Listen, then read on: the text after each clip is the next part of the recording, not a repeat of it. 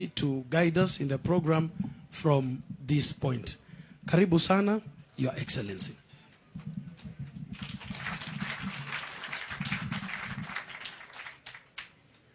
Thank you.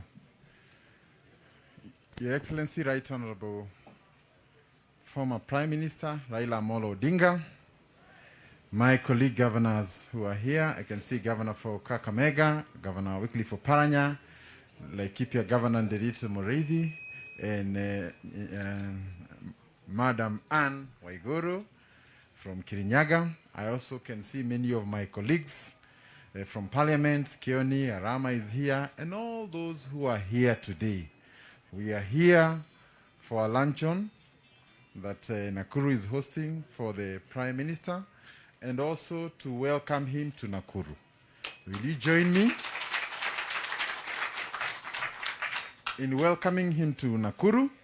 And I think also more importantly, for helping us to start crafting a journey that will finally bring all of us together. I want to just say one little thing, that Nakuru is a very special place. Nakuru is where many of the journeys begin.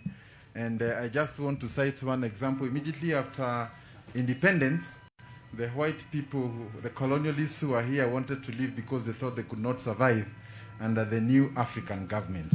And the first president thought it is time for him to talk to them so that they can stay here and that we can all be here, including the whites. The place he chose to give that conversation was right here in Nakuru.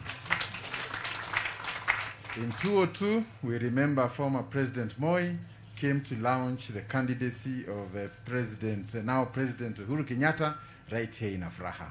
And those of us in Jubilee have not forgotten that our journey also began here. Allow me also to remind you that all the presidents who've been in Kenya are also uniquely associated with Nakuru. The first president had a unique place right here at the lake where he used to come and enjoy his food. He also had a farm here. The second president, the same. The third president, Kibaki, has his big farm here in Bahati. And the fourth president is also here. So this is the first place to register your interests. And lastly, is the home of presidents. Allow me also to say that we are also excited because this is probably the place where anybody can come from anywhere and be somebody, where anything can be something. And I want to confirm that the resilience and the hard work of the people of Nakuru make them very unique people. We are also the first victims when there's no national unity, when we disagree, the first cracks in the nation are normally found here. So we are also the first and biggest investors on any journey that brings Kenyans together. So I want to take this opportunity to welcome all of you who have come here, to assure you the people of Nakuru value you, and also more importantly to mention that President Uhuru Kenyatta in 2018 thought it is time to bring the nation together, and you extended your hand of friendship when he needed it most. On behalf of the people of Nakuru, accept our gratitude. Lastly, in Kikuyu, we say that friendship is a journey. It is not something you arrive on day one, and that we all have an opportunity to cultivate a good working relationship, a journey that we will all go together, a journey of trust, a journey of hope, and above all, a journey to emancipate our young people, our economy, and together bring the nation together. I want to take this opportunity to thank you once again and to invite you to address the nation. Thank you.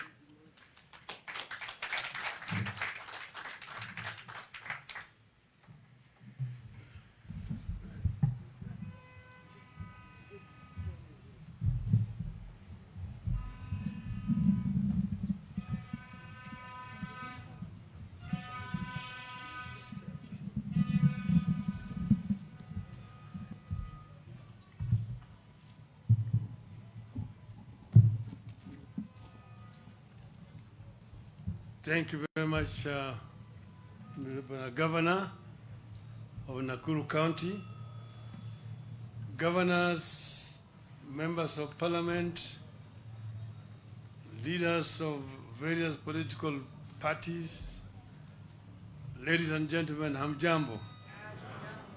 Hamjambo tena. As the governor has said, Nakuru has always been the epicenter of politics in our country. Right from the days of the colonialism, right through up to post-independence era.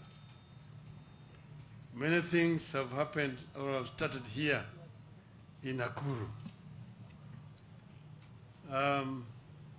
I was giving an example to those I was sitting somewhere with earlier on today about what happened to my father when he was coming here in those days as a leader of Luo Union. The story is actually written in his book. He was with a friend of his, and they were walking somewhere along the street which used to be called Delamere Avenue. And as they were walking there, all of a sudden there's a white man coming on a bike with a bell, and was ringing the bell. Lord Delamere. Lord Delamere. Then Lord Delamere was coming, announcing that he was coming on a horse-drawn cart. So when the Delamere came, they were standing. He was supposed to stand at attention. But his colleague forgot to remove his hat which he was wearing. And as soon as Lord Delamere's convoy passed, the Askaris came to now hit this colleague of his and say, how dare you wear a hat when the Lord is passing?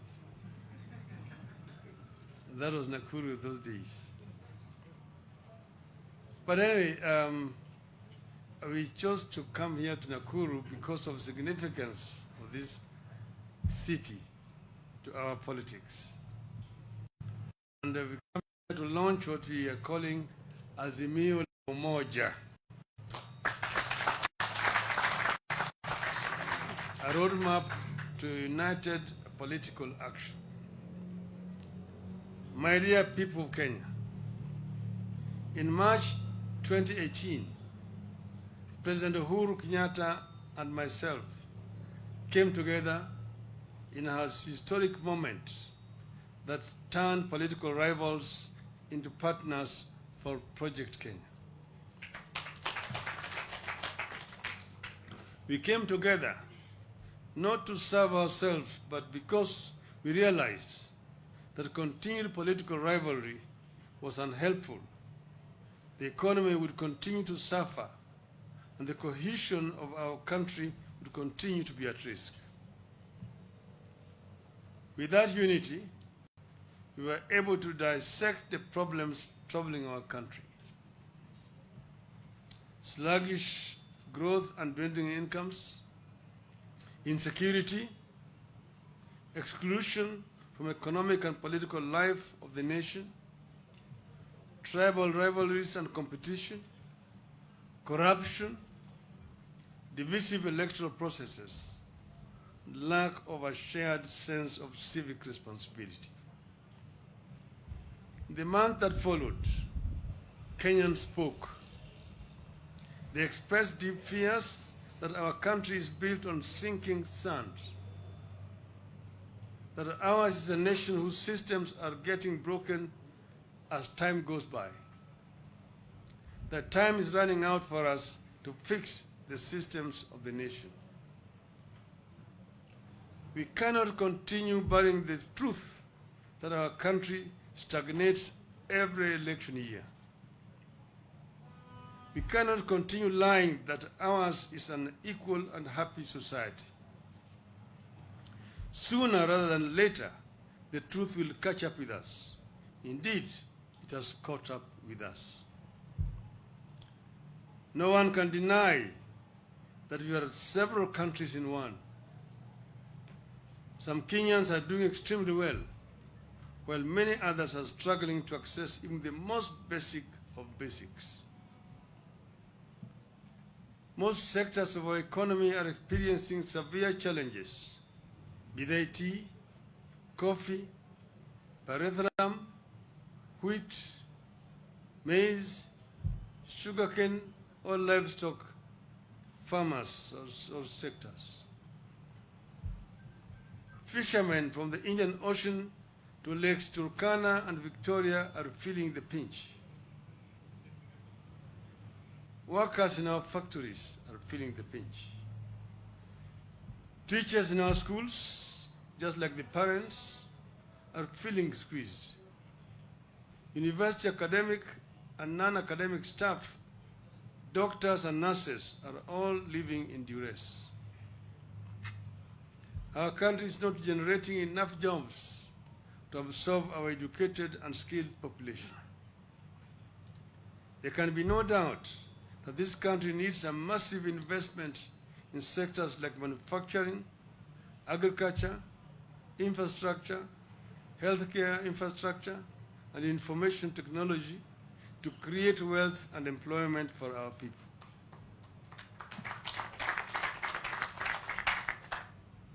Virtually all Kenyans are caught in daily battles to make ends meet.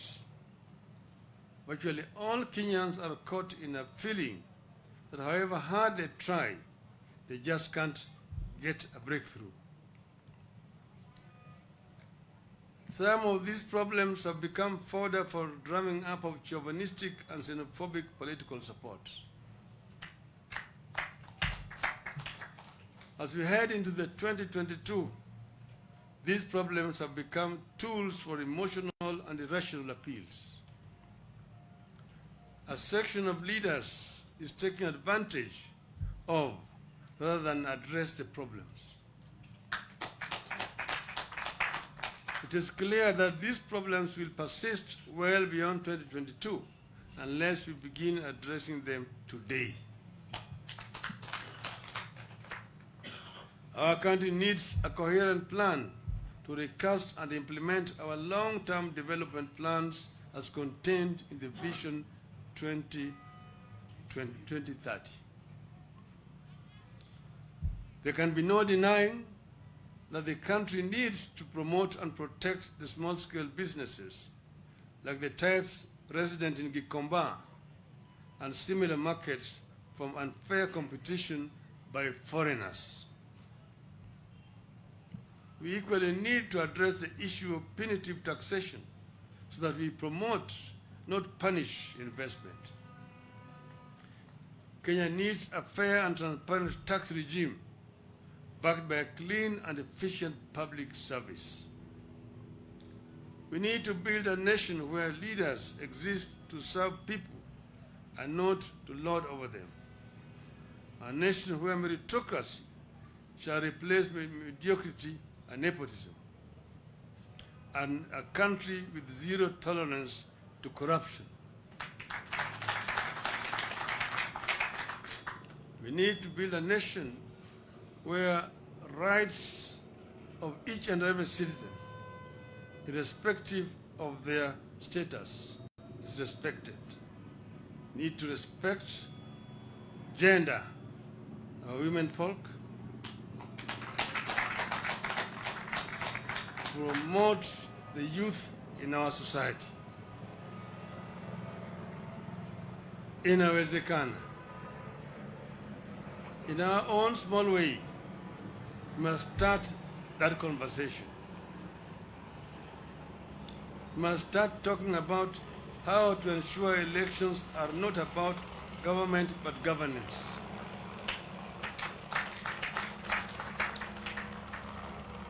A country where elections are not death paths or traps.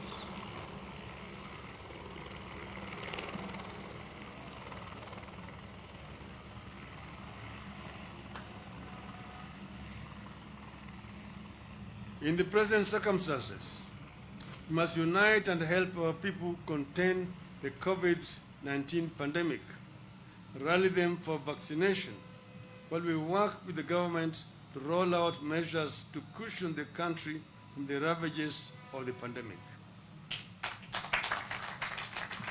Together we can come up with ways and means to raise money to fund stimulus packages for our people as other countries have done.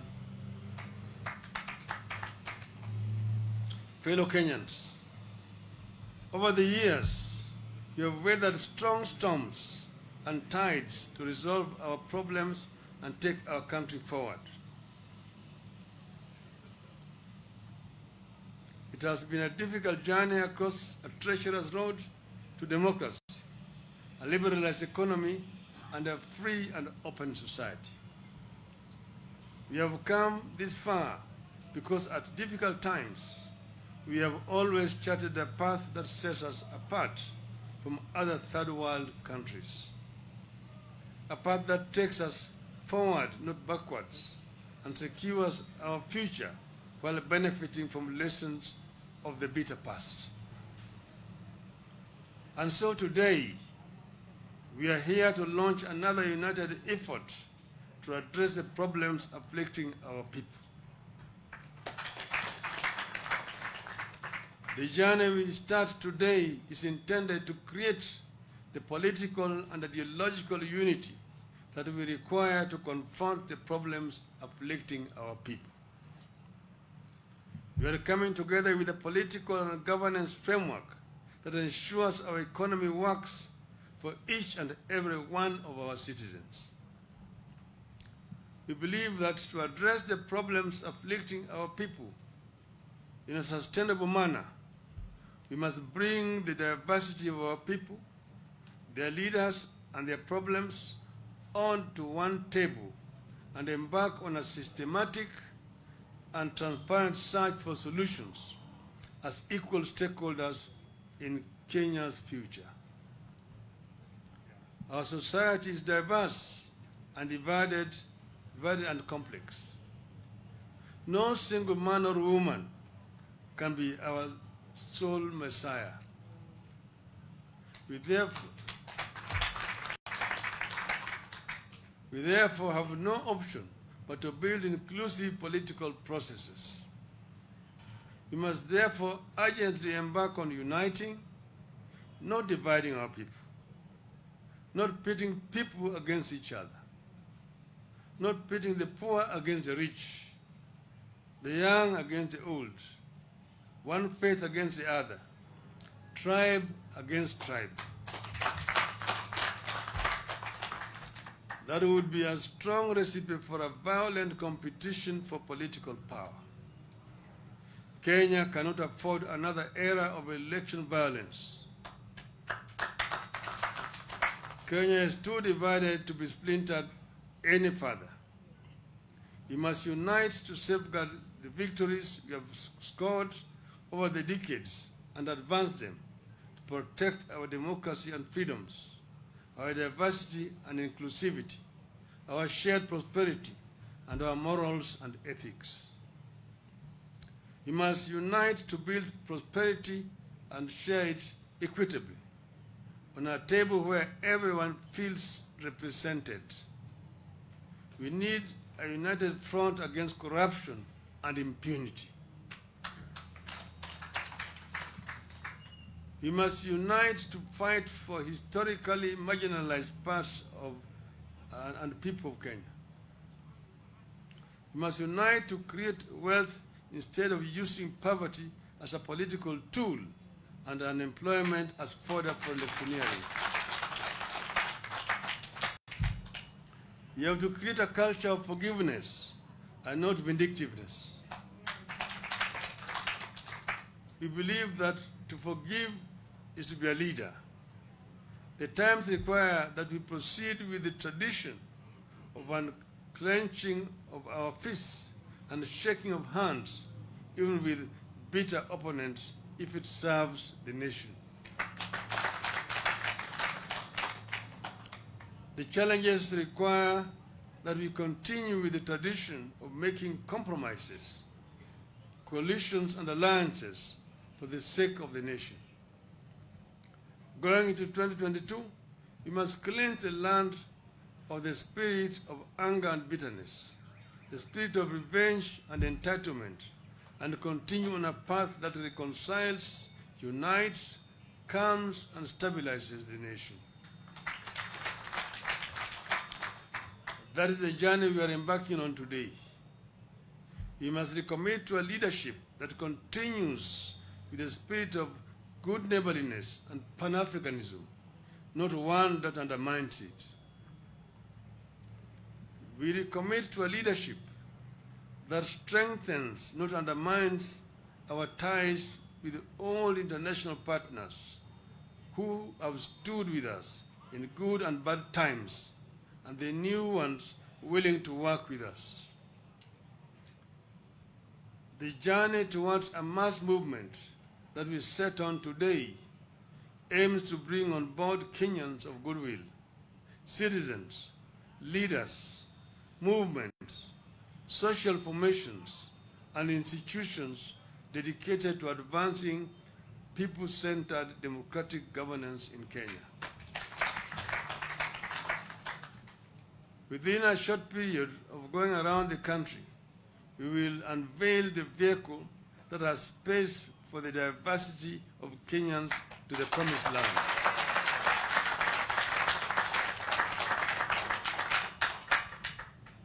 Fellow Kenyans, we have spoken so much about unity because we believe it matters.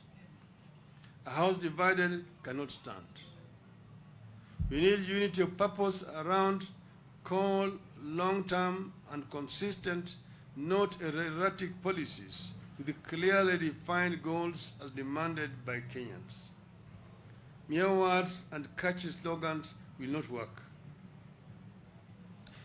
We know where history has led those countries that fell victim to the sweet tongues of politicians.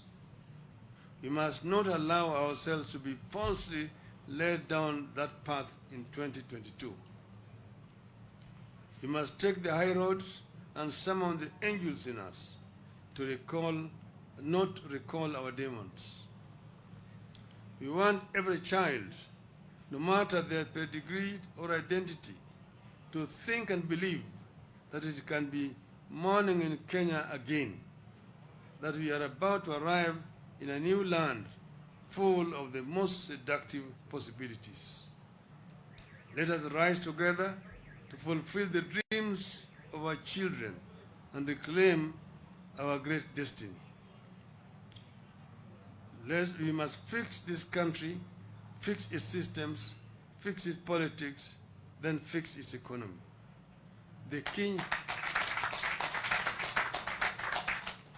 We believe that the Kenyan dream, as coined by the founding fathers, is achievable. Inawezekana. Let us work together to achieve the Kenyan dream. Thank you. May God bless you. God bless Kenya.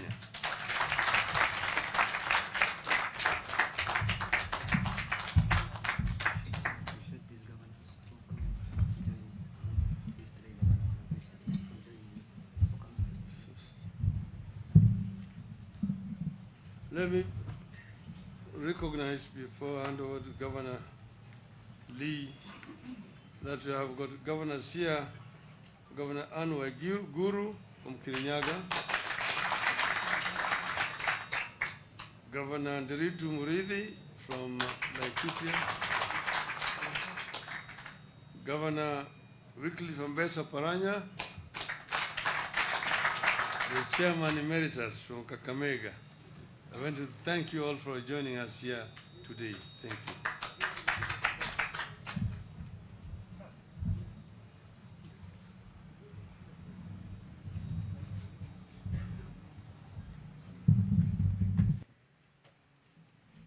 So thank you very much, Your Excellency, Right Honorable Prime Minister, and all the guests who are here today.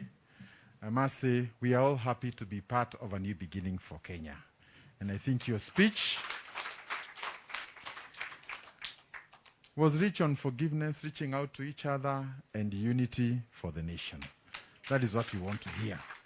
So I want to thank you, and once again, allow me just to say 2 issues.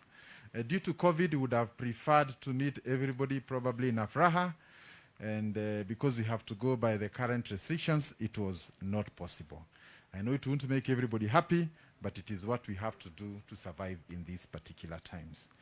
Secondly, I also wish to take this opportunity to request that we lost one of our senators yesterday. Senator Prengei perished in a road accident here in Nakuru. He comes from Arioshoni, and he's one of us. He represents the Ogiek community, an integral part of Nakuru. Allow me to request you to honor him with 1 minute of silence.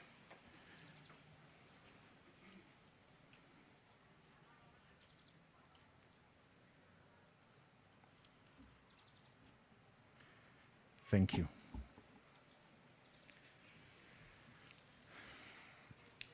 Then also on behalf of the people of Nakuru, allow me also to thank you.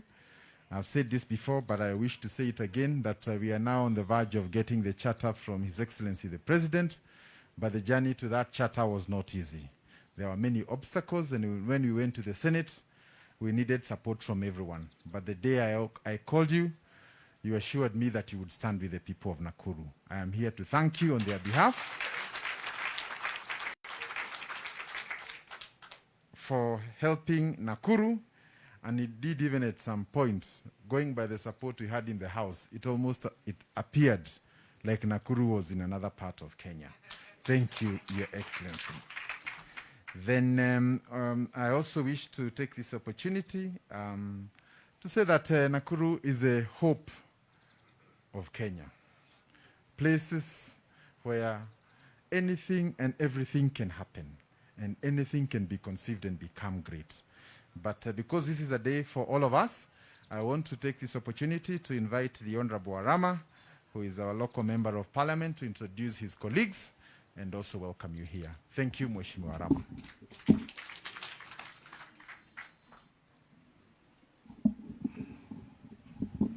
Thank you so much, Your Excellency, for giving me this chance. The former Prime Minister and everyone wale wamefika hapa na wasalimu wa mjambo. Mjambo ni salamia. Mbona leo siku hii ni siku muhimu sana kwetu. Kwa sababu tuko na Prime Minister hapa. Mnajua wakati hiyo mbeleni watu ya Jubilee na watu ya ODM wangekuwa wanakaa pamoja vile tuko hapa. Si ni kweli? Lakini si leo tuko na furaha sana. So Your Excellency, the Prime Minister, sisi hapa Nakuru tunaunga mkono maneno ya PPI na maneno ya handshake. Ama namna gani watu ya Nakuru? Si mnaunga hiyo? Kwa sababu hapa Nakuru sisi tuko na makabila wote. We have all the communities who stay and live and work in Nakuru kutoka sehemu zote za nchi ya Kenya. Kwa hivyo wakati vile gavana amesema ikikuwa ni shida kutoka pande moja, sisi ndiye tunakukia sisi hapa. Na mnajua hapa ndio, that's why the former Prime Minister has come here, because tunataka tuendelee na hiyo umoja. Si mnakubali maneno ya handshake na maneno ya PPI. Kwa hivyo Your Excellency, sisi hapa, unajua leo nimetembea nikashangaa sana kwa sababu we did mobilize. Kama tungekuwa tunataka kufanya mobilization kama wengine wale wanafanya, ndio Your Excellency ungeona watu wengi sana. Lakini for the short time hata sijui watu wamejua namna gani. Kwa sababu tulikuwa tumesema na gavana ya kwamba tunataka tuiweke kuwe siri kidogo kwa sababu ya hii COVID. But I was surprised with the magnitude of people I've seen who have come to welcome the former Prime Minister. Kwa sababu hiyo ni kumaanisha ya kwamba if we cannot mobilize, then we have all those people. I was talking to Honorable Gioni in my car. Nikamwambia angalia ile watu wameingia hapa na mimi hakuna hata siku moja hatujaambia watu wakuja leo. So if we want to make many people come, we can also do it.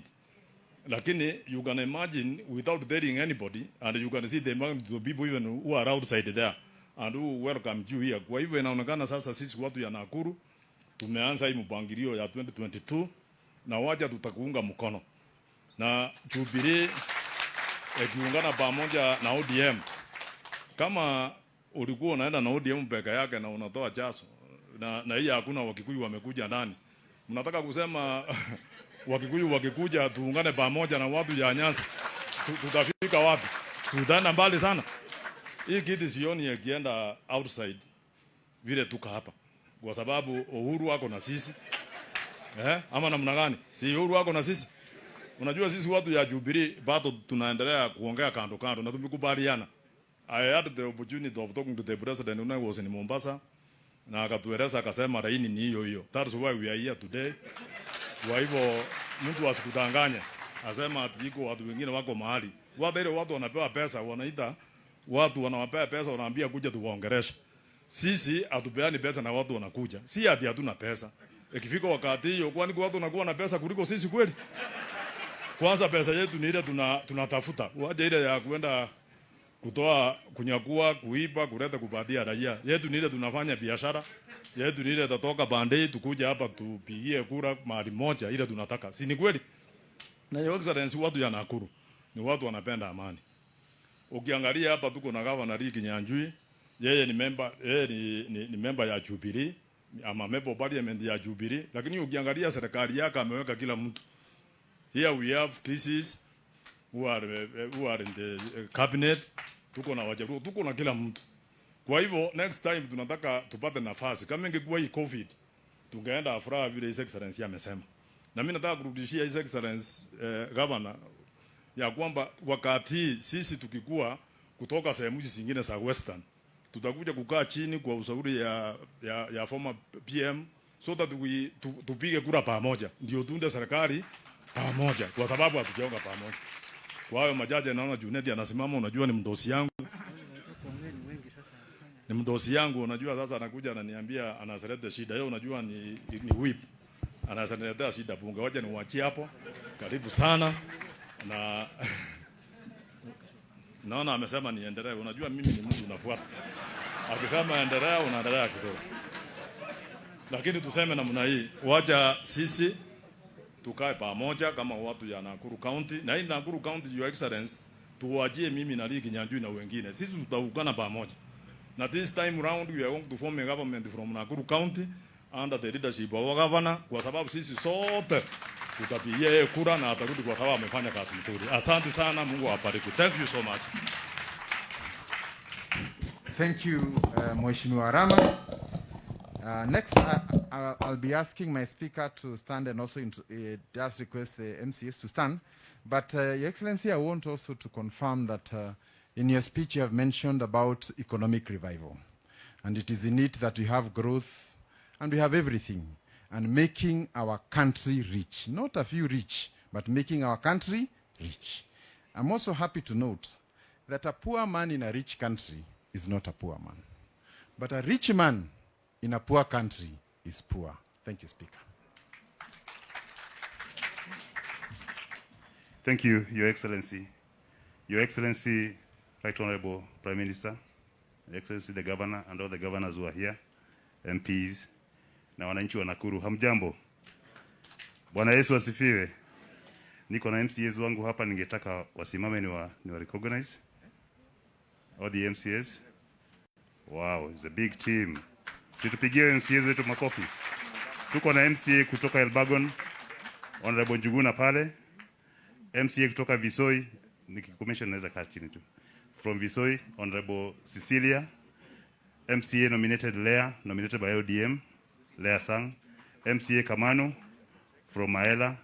MCA Elizabeth, nominated by Jubilee. MCA Kering, nominated by ODM, asante sana. MCA Anyiso, nominated by Jubilee from Gilgil, asante sana. MCA Kiere, Honorable from Kehingo, Njoro Ward, asante sana. MCA Jacqueline Manyara, nominated from Jubilee here in Nakuru. MCA Joel Karori, from Biashara Ward in Naivasha. MCA Virginia Wamaida, the newly elected from Hell's Gate in Naivasha. MCA Ann Mukenyi, nominated from Jubilee. MCA Sylvia Onyancha, nominated from Jubilee. MCA Palanga, from Olkaria Ward, Naivasha. MCA Kajwang, he is a minority leader from Kaptembwa. MCA Tuamwita Kamwana, John Njuguna, from Turi Ward. MCA Kahero, from Joro. MCA Isabella, nominated from Jubilee from Subukia. MCA Mashembo from Dodori, Bahati, asante sana. MCA Jen Ngugi from Gilgil, asanteni sana. That is the kind of love they're showing you, Your Excellency. Oh, MCA Wilbur Amara from Kivumbini Ward, Nakuru Town East. Kuna mwingine nimewacha? Asante. Your Excellency, nitasema tu neno moja. When you talk about peace and unity to the people of Nakuru, you have touched their hearts. Watu wa Nakuru tunataka amani na umoja. That is what we need, because you cannot have an economy that is thriving without peace. We cannot educate our children without peace. We cannot even have stable families without peace and unity. So kwa hayo, nasema karibu sana, Your Excellency, Right Honorable. We shall walk this journey of uniting Kenya together. We shall support you, because that is the agenda that is here for the people of Nakuru. You have touched the agenda of the people of Nakuru. Asante sana. I don't want to take much time. I want to return this one to the governor. Thank you very much, and God bless you. Thank you, Speaker. Together with our MCAs, and as we have always said, devolution is the answer to many of our problems. And again, we salute you for support for devolution, because in it, a lot of our problems can be solved. Allow me to call one of your long-term friends, Faris Chege, the first mayor of Naivasha, who is also here to represent that region. Thank you. And in the interest of time, maybe just 2 minutes each, and then we wind up. Karibu. Thank you very much, Your Honorable, Right Honorable Prime Minister, Your Excellency the Governor. My name is Faris Chege, and I'm the first mayor of Naivasha. Maybe I'll talk very little because I have a burden. My son-in-law, I lost my son-in-law last week on Saturday, but I was strong to come together with my friends, because the governor is my friend, you know that. I have another friend of mine, Peter Kenneth, who is a long-serving friend of mine, and I served this county of Nakuru for 20 years as a councillor in Naivasha, from 82 to 2002.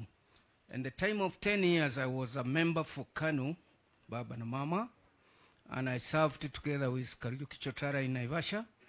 And after that, 1992, the multipartyism came, and I joined Ford Kenya. I stayed there with Baba's father, and Wamala wa Kijana, and even his father was coming to my place where I was being elected in Ford Kenya, and I became the mayor of Naivasha in 1993. So I proceeded, and then when we tried to put our Right Honorable as the chairman of our party, Ford Kenya, scenarios came from other sides, and we decided to quit, and he formed Tinga Tinga, NDP. And I joined him with Gishoro. Gishoro is here. Can you stand, Mr. Gishoro?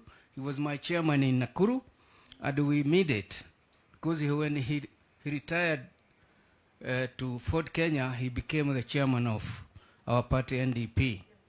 And he resigned in Kibera, and we went and then re-elected him back again. And that one minor commander can tell it is true. And we were very badly pushed by Mr. Who? That man in Kibera that time. Who? Amayo, yeah. But he won.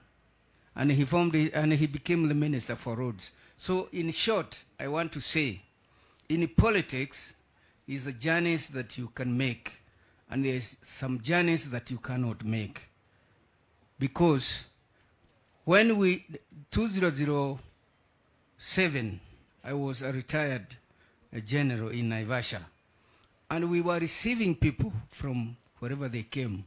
And when I required to go to America, I was denied the visa because of that war of 2007. And I didn't participate anywhere in that war. So I say, a journey is to see who is a good leader. We must observe. And I can witness today here, and I'm on the witness. If I was elected for 20 years in Naivasha, I was being elected by the Luo community, in my ward. And when I left, I was telling my Kikuyu people, when I leave this party, I would just recommend a Luo man to go another 20 years. And when I left, Oriama was elected. He was a Luo. Up to now, none Kikuyu has been elected to that seat. Where is Baranga? MCA there. He came after Oleama. Good. And up to now, he's the MCA for the third time. Are you not in the third time? So when you hear our president to say, have a change to unite our nation, he is right. He is not getting lost. You can have this history of this Kenya, and you shall all support Baba here, because he has done a lot. And when our people hated us, I, Ginyo, Gichoro, and others, they thought we were blind to know where to go. But we knew that one day Kenya will become one. Thank you very much for that short invitation. So, Mr. Governor, I'm very happy and very thankful to have given me this chance to introduce myself. Thank you very much. Thank you. Thank you, our first mayor from Naivasha. Lastly, I had been requested by the elders from Nakuru to invite Mzee Maigwa to speak on their behalf. Is Maigwa here? Oh, Mr. Maigwa. Just 2 minutes in the interest of time, tafadhali. Mr. Maigwa, welcome. Thank you very much. Yeah, my name is Maigwa.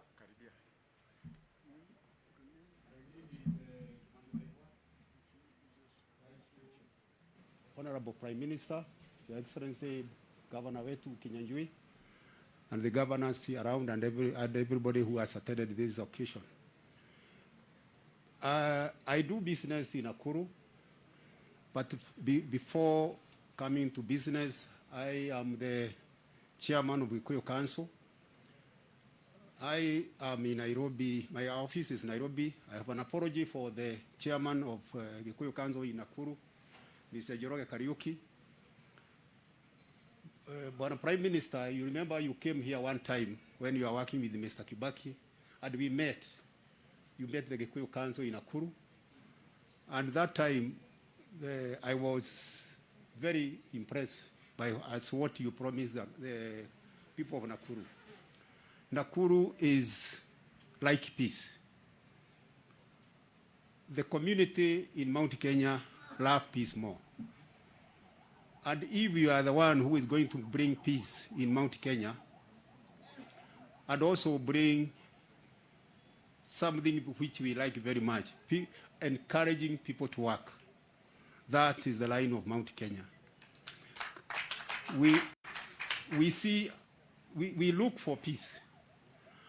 And one time when we needed it more, you came and had our friend, a person of Nakuru. We say the president is from Nakuru. Immediately there was a handshake. We business people have been very happy. The farmers, everybody was very happy. Because we were producing things and we could not take them to Kisumu. We could not sometimes take them to Nairobi. Here we are with a handshake. I can move everywhere in this country, and all the Kenyans can do it. That is what Mount Kenya people are after. And I thank you again and again. Lastly, one thing I'll tell you is that the Gikuyu Council work very closely with a very good group called Kiama Kiama, which is our cultural arm. And one thing I promise you, because of the peace that we are enjoying, tunatengeneza mbuzi ambao tutakuita wewe mwenyewe, uje usikule na sisi, ndio tukwambie tuko na raha mingi kwa sababu ya handshake ambayo ilileta amani nchi hii yetu ya Kenya. Otherwise, asante sana Prime Minister, and we are with you all through. Thank you. Thank you. I'll invite one of your long-term friends, Mr. Gishuru from Nakuru. But in the meantime, Shebesh and Anne Waiguru, women want to hear your voice. Get ready. 2 minutes each.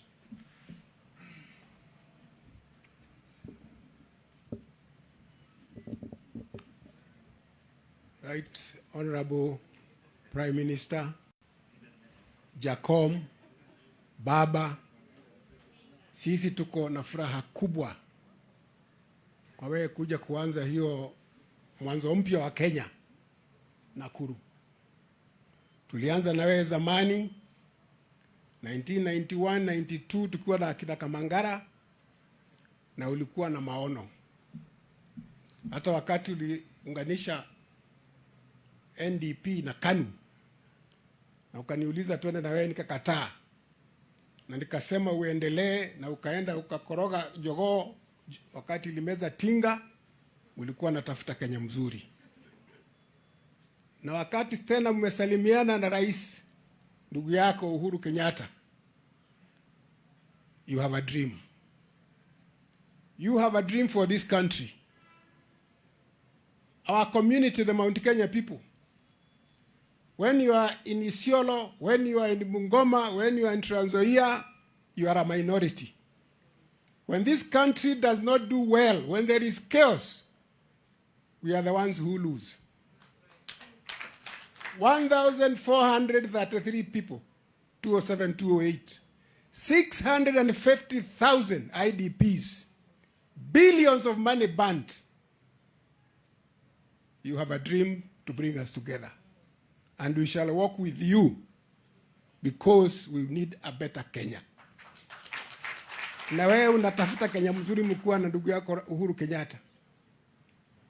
Hatutashitishwa na wachache ambayo wanataka kuonyesha ati Mount Kenya hawajui pahali wanaenda. Moyo alikuwa anasema hata tukilala opposite tunaongea na mguu. Itatuchukua tu a month na utaona Mount Kenya inajua pahali inaenda, na utafurahi na Kenya itafurahi. Amani, amani, amani. Mungu awabariki. Thank you, Mr. Gishoro, one of our senior citizens here. Shebesh, get ready. But I also wanted to say, maybe we should not blame the people of Mount Kenya too much. The reality is, tumezoea kutongozana, si kutongozwa. So we are a bit confused this time round. Welcome, Shebesh.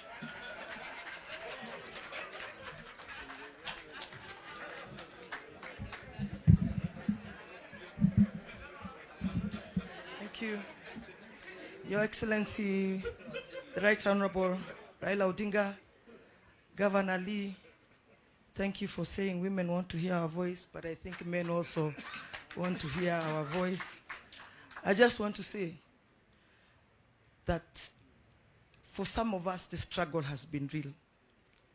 The struggle has been real because we have been put in situations all our lives where we have been questioned on the reason of our support and the reason of even our marriage, because I'm married to a lawyer.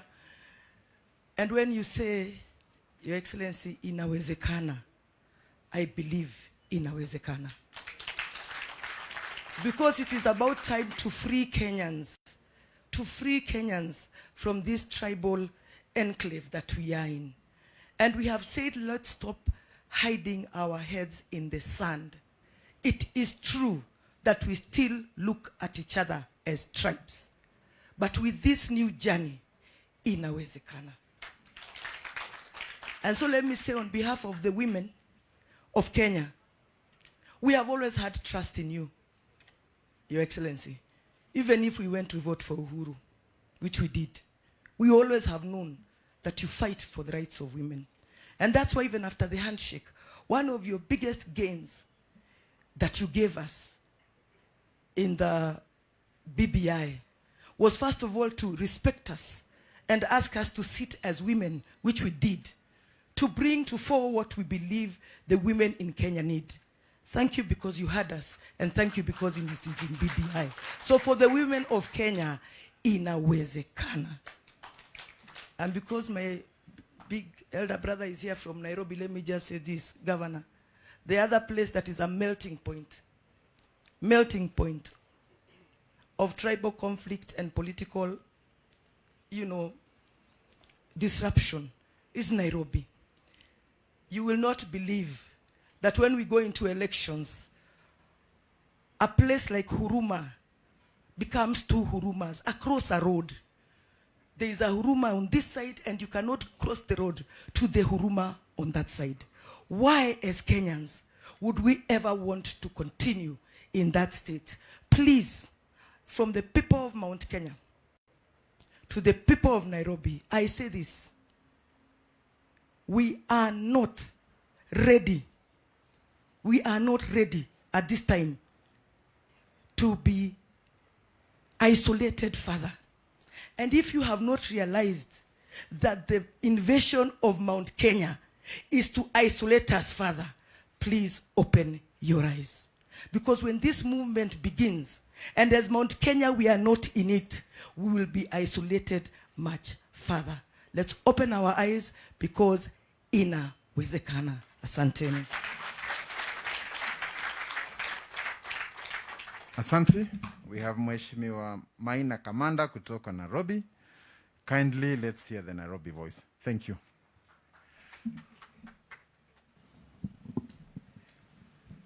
Thank you, Governor, Your Excellency, the Prime Minister, governors who are here this afternoon, my colleagues, members of Parliament, and all people of goodwill, business people in Nakuru. Your Excellency, as Chebet has said, Nairobi and Nakuru somehow, Governor, politically they are almost the same in terms of the mixture of the people. Nairobi is a cosmopolitan city, and Nakuru is also a cosmopolitan city. And for a long time, me in Nairobi have fought this old man for many years. Let's admit it. Not because he has done anything to my commander or to our community, just because he was competing with one of us. Kuna shida ingine. Shida ya Raila Central ni kwa sababu alikuwa anasimama na Kibaki na Uhuru, ama kuna shida ingine? Hatuna shida ingine ambayo tumekuwa na huyu mzee. And to me, from the time of 9th March 2018, I saw a different man. There are some people who did not see that this country was burning. And they are still in power now. I couldn't have imagined this old man agreeing to talk to our president, because he was almost going to take power by force. He was almost going to State House by force. But from the goodwill and the leadership that the two people, God touched them and they came together, our country became a different country, and that's why we are here, all of us, talking about handshake and uniting and talking about uniting the entire country. Your Excellency, I read a committee of cohesion and equal opportunities in Parliament. I was not happy about that committee because I was thinking, why have I been given this useless committee? But now I have come to realize it's the best committee that my commander was given. Because it was a committee to unite and to bring the entire country together. At one time, Your Excellency, we could not have met even as committee members. We used almost to fight. But from 9th March 2018, my committee became coherent enough, and from that time, Your Excellency, we have been moving very on. I want to say here that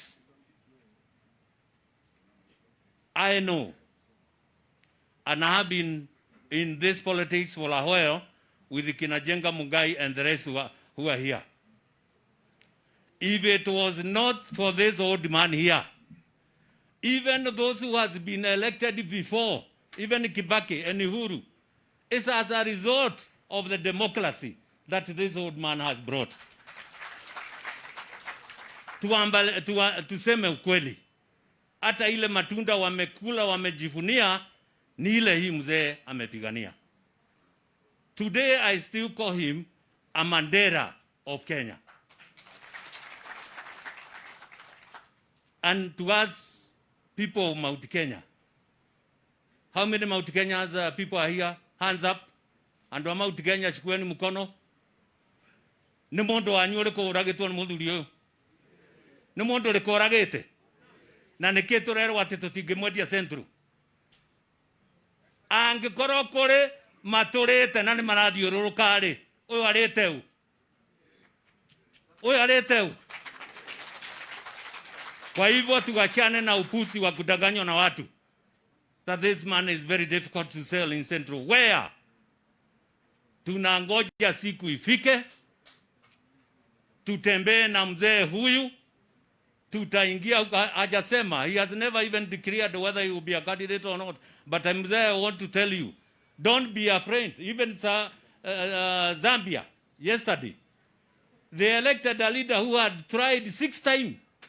Mara 6.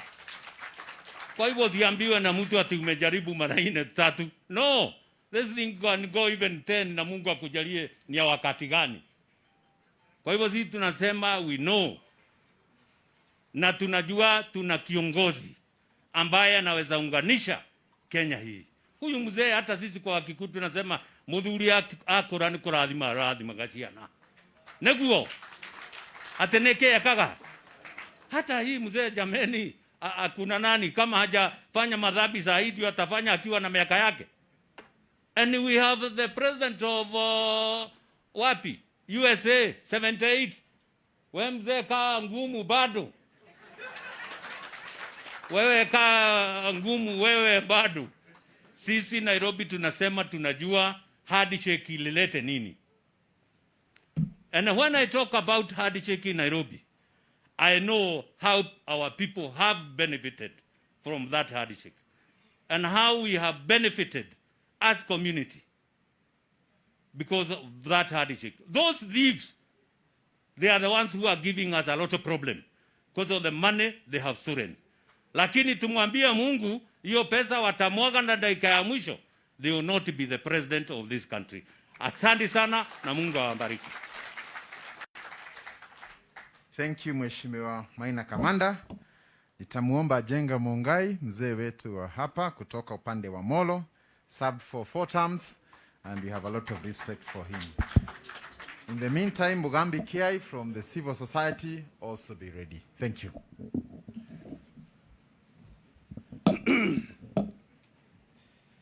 Asante sana Bwana Prime Minister kwa kututembelea. Asante sana Gavana wetu Bwana Lee Kinyanjui kwa maono yako ya mbele kumkaribisha waziri wa kwanza mkuu hapa Nakuru. Ndugu zetu, mimi nataka kusema machache sana.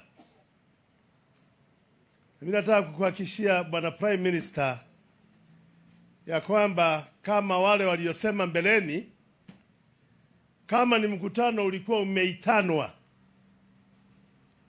Wanakuru waje, ungeona msimamo wa watu wa Nakuru uko wapi. Msimamo wetu baba ni mmoja. Salamu ambazo mulisalimiana na rais, the handshake, ilituingia sana watu wa Nakuru. Hizo salamu ziliingia wakati matumaini yetu yalikuwa karibu ipotee. 19 baada ya uchaguzi, na baada ya uchaguzi umetupiliwa mbali na koti, hostility ili rise very high ya makabila mengi. Na ukweli ulisemwe watu wa Nakuru. Na wewe Governor ni shahidi wa hayo. Watu wa Nakuru hawangeweza kwenda biashara zao Kisumu, upande wa Busia, upande wa Kisii, upande wa Maraba, upande wa Maisebania, kule mpaka wetu na Tanzania, kwa sababu ya ule ukabila ambao ulikuwa umepanda juu sana. Lakini baada ya wewe kujinyima, baada ya Rais Uhuru kujinyima, mukasalimiana mkasema ni amani mbele ya kila kitu chochote katika Kenya, na amani haigepatikana mpaka muungane pamoja. Ndugu zetu, milango ilifunguka, na wale ambao wanatoka Moro, wale ambao wanatoka Nakuru na ni wakulima, munajua ukulima wa Nakuru County. Let's be very honest. You don't make your money in Kiambu, Murang'a or Nyeri. You make your money either in Nairobi, but the most you make from Nyanza, Kisumu. Mboga zenu zote, viazi yenu yote, maharagwe yenu, cabbage zenu, ukulima wenu, hata kutoka flyover, mwingi wao unakuliwa Busia, Kisumu, Maraba na sehemu hizo. Na magari yetu, Bwana Prime Minister, and I'm sure our governor is aware of it. Tulikuwa tunaenda nazo mpaka Muhuroni, na kutoka Muhuroni tunapea mabrukas watupelekee vyakula sokoni, kwa sababu ukabila ulikuwa umepanda sana. Alafu wanarudisha pesa. Mungu awabariki watu wa Nyanza, kwa sababu hawakuchoma gari hata moja. Hawakuchoma gari hata moja. Lakini hakuna Mkikuyu angeingia Kisumu. Mambo yote ilikuwa natatuliwa Muhuroni. Kwa hivyo msimamo wenu wa kuunganisha watu kwa njia ya handshake tumeukaribisha, tutaunga mkono, pali mtupelekapo tutaenda huko. Na Wakenya wajue ya kwamba tumegundua kuna wale ambao wanasema, na mnajua uongo ni mtamu sana, na hasa uongo ukiongezwa pesa unakuwa mtamu zaidi. Wakati huu mnadanganywa na pesa, uongo uko pale, mnaukubali, na ninyi mnaona ni utamu, na mbele yenu ni giza na kifo na kufilisika. Nataka kuambia ninyi ndugu zangu hivi, wale ambao wako mbele sana wanasema Rift Valley ni yao, wale ambao wanasema Mount Kenya ni yao, wajue tumewagundua, tumejua siri zao. Siri zao ni kuwadanganya watu, kuwagawanya wa Kenya ili waweze kuingia wachukue mamlaka. They are known as divide and rule. Wanataka kutugawanya ili watawale, si waongoze, watawale. Ni wangapi wako tayari kuongozwa? Ni wangapi wako tayari kutawaliwa? Sisi, Your Excellency the Prime Minister, muhakikishie rais, tuko na msimamo Nakuru, na wacha kampeni ifika ijafika, ndio watajua wazee kama si ambao tumeenda retire, ni majeno wale wa zamani, tutarudi uwanjani na mabunduki ya siasa. Na ndio wataona tutafanya nini. Mungu awabariki sana, and I thank you, Your Excellency the Governor of Nakuru. We are a serious team, and this time we want to say a serious team. Raila started devolution. None of you knows where it started. I was with him when he went to the visit in London, and then later we went to Canada. Ukaanza mambo, tulikuwa na Kinangiru na wengine, Kinyaleta Nyona, Kinyaleta Shikuku, wale wote ulikuwa na hawa. Ukaanza fikira na ukatupersuade, at a dinner you invited us, about devolved government na faida itakayoleta Kenya. Nini imeleta Kenya kuliko devolved government? Tungekuwa vile Mturukana angekuwa anasema pesa njaa, pesa inagawiwa Nairobi. Mkalenjini angesema njaa nini, mahindi inapotelea Nairobi. But today governors are our key people in our devolved government. May God bless all of you. Asante Mheshimiwa Jenga Mungai, ambaye aliwakilisha sehemu ya Molo in 4 consecutive times. Naomba kumuita Mugambi Kiai. He represents the civil society, and as you heard earlier, we want to build a house that can accommodate everyone, and the civil society is part and parcel of the journey. Thank you. Habari yenu. Unaona mimi na nywele ile ya simba.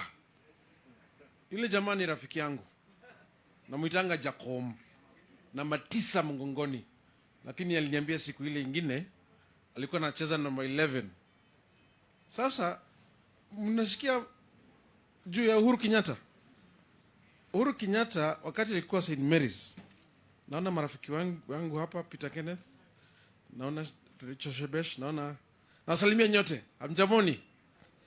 Mimi naitwa Mugambi Kiai. Mimi ninakuanga na story nyingi. Hala nimeanza na story na sijawasalimia. Vile nilikuwa nakwambia Uhuru Kenyatta alikuwa winger in rugby. Jacob ni winger in football. Na wamefanya handshake. Hiyo wa mawinga ndio wanafunganga magoli. Huyu anajua kufunga magoli. Mimi nasikia watu wakisema sijui Jacomo, he's the longest serving political prisoner. Longest serving political detainee. We would not be meeting here. Why not for people like Jacomo? His father alisema no Uhuru without Jomo. Si ndio? Huyu alisalimia nani? Kenyatta mwingine. Na mnasemaje? Nani alisema Kibaki tosha? Devolution mmesikia. Multiparty mmesikia. Barabara ile watu wa Central wanajivunia super highway. Nani alikuwa minister for roads? Nani? Anaitwa nani? Baba. Anaitwa nani? Acha nianze wimbo sasa. Twende sote kwa nyumba ya. Twende sote kwa nyumba ya. Sauti kama mjakula adwaito. Mutirete. Ate muri hao tu. Kwao. Kwa nyumba ya baba. Muri toine. Waigoro, ndoine. Come on.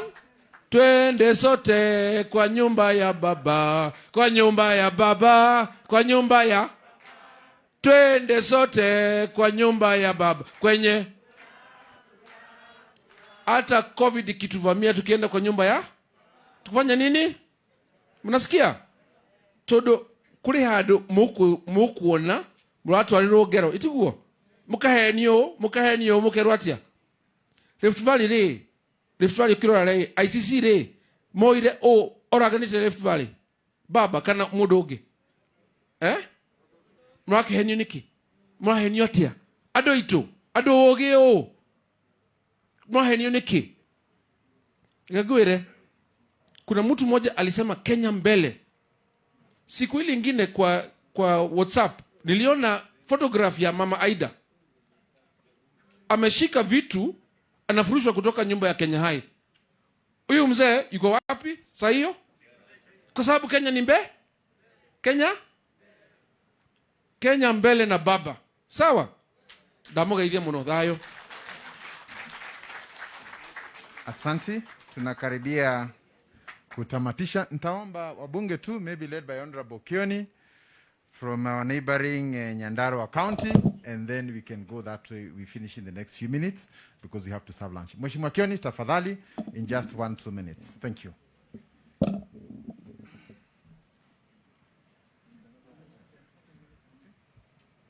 Hamjambo. Tuinuane kwa mkono kama tunaonana, tuseme kidogo tu kwa sababu kweli muda umeenda. Naitwa Kioni kutoka Daragwa, na kwa heshima ya former Prime Minister na pia kwa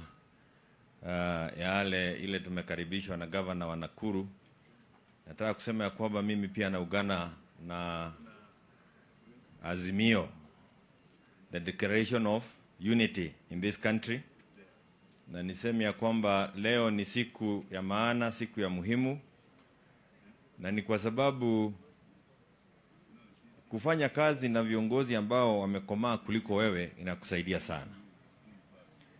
Mimi nilikuwa kwa serikali ya Kibaki na tulikuwa pale na wengine, Governor Ruto, Chebeshu, au wote wako hapa. Na kuna jambo moja, siku moja tuko kwa ofisi yake na tumetembea na mwingine akaanza kusema, unajua mtu fulani kutoka sehemu fulani anatusua sana kwa serikali. Ilikuwa serikali ya muungano, the Grand Coalition Government. Kibaki akatuangalia, akaangalia huyo jamaa akasema, basi sasa wewe kwa sababu wewe ni mzuri sana, Na unajua pia wewe ni mzuri sana kwetu na tunakupenda sana. Na kwa sababu wewe ni mzuri sana kuliko wengine, enda huko uchaguliwe na hawa. Halafu ukuje tufanye kazi na wewe. Na hata sisi tutafurahi kwa sababu rafiki yetu amechaguliwa huko. Na kama haiwezekani, lazima ufanye kazi na hawa wengine kwa sababu pia wamechaguliwa na wengine huko. And that to me was a profound statement. A statement that really changed my political thinking. We are in a country of 42 tribes.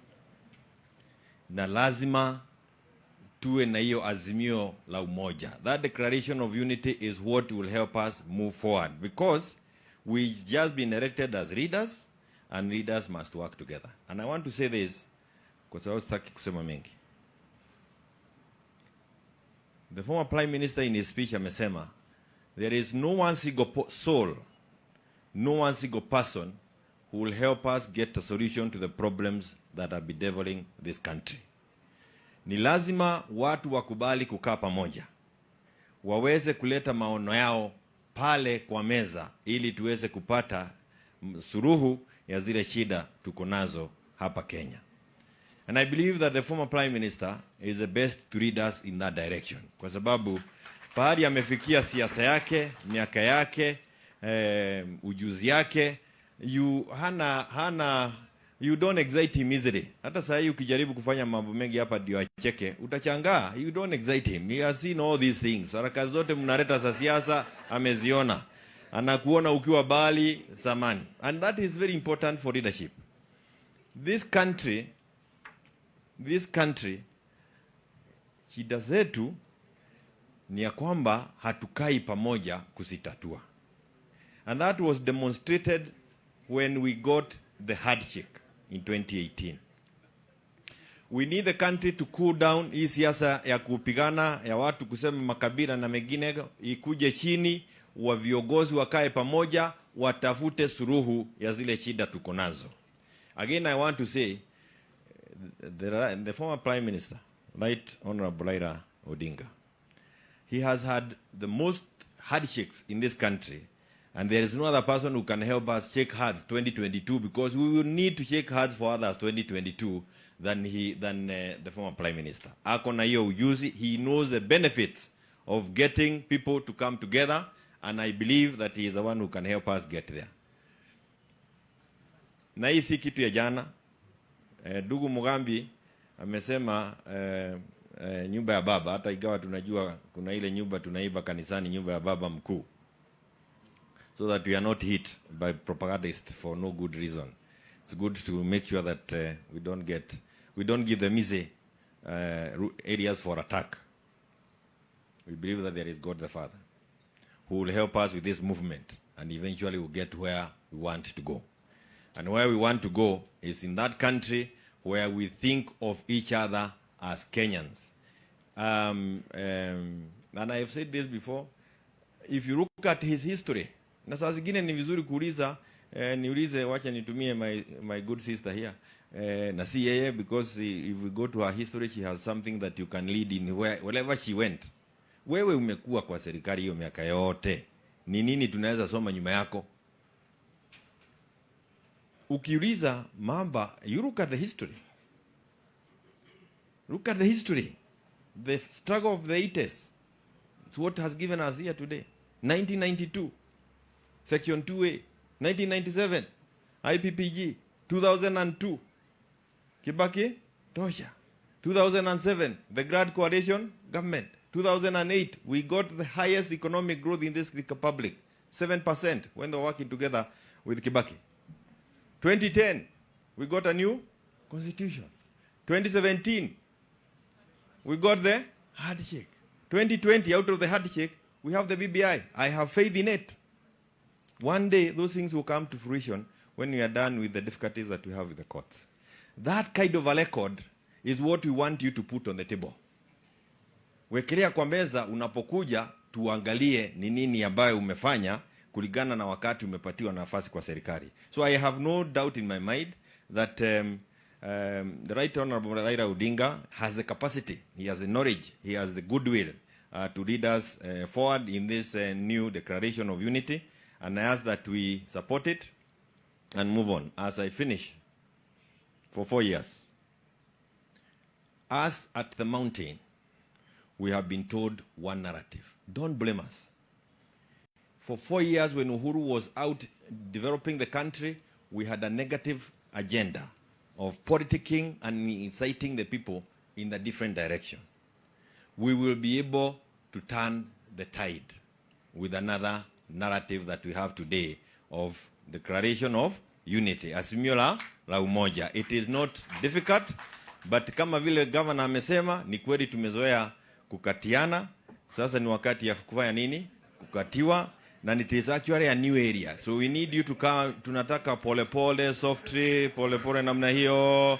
Na eventually we'll get all the young people from out Kenya na kila mtu atakuja kwa hii laini. There is nobody who is violent against it. It is only that only one narrative has been pumped to the people. So we will do it, na tunataka kuisema kwa upole, kwa upendo, na kujua kwamba suluhisho ya Kenya haiko mkononi wa mmoja, ni sisi wote. Asante sana, Mwenyezi Mungu abariki.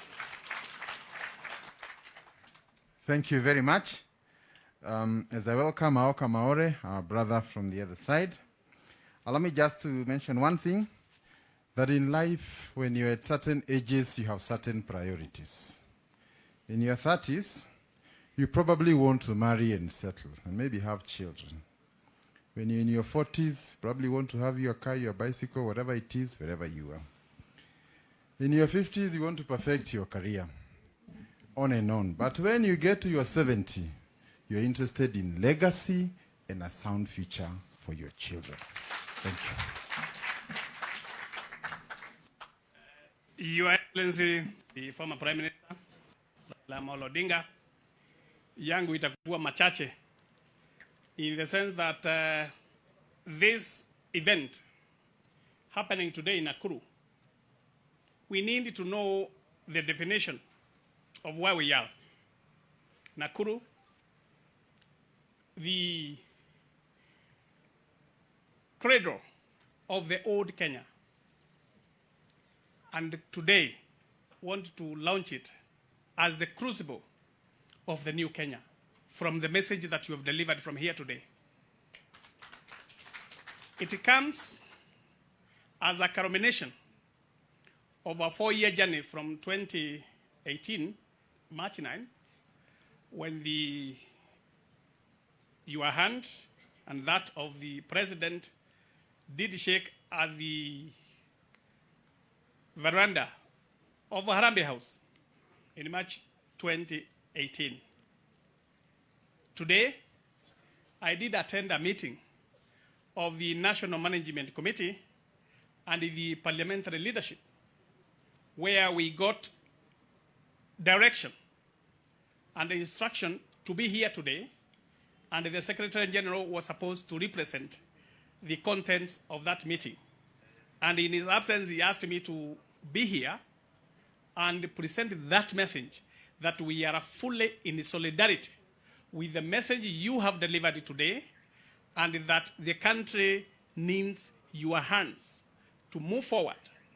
Remembering the words of His Excellency the President Uhuru Kenyatta when in Kisumu, he did state that as a brother, having been a partner in the handshake, whatever the future holds for you, you will be together.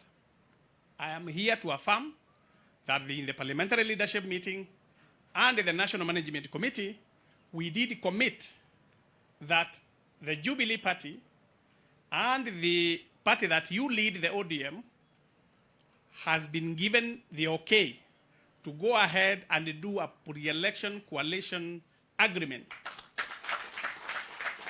And that is why in today's message, whatever you have heard the contents, national unity, national prosperity, you've heard the ideas that will bring out our country from the economic difficulties we are in, to make sure we have the manufacturing, to make sure we have the businesses that we need to support.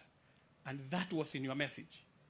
Mount Kenya, we have been suffering the last 4 years from an insurgency within the government, from incitement against the president, and he dared ignore all those and championed on with the handshake that you gave.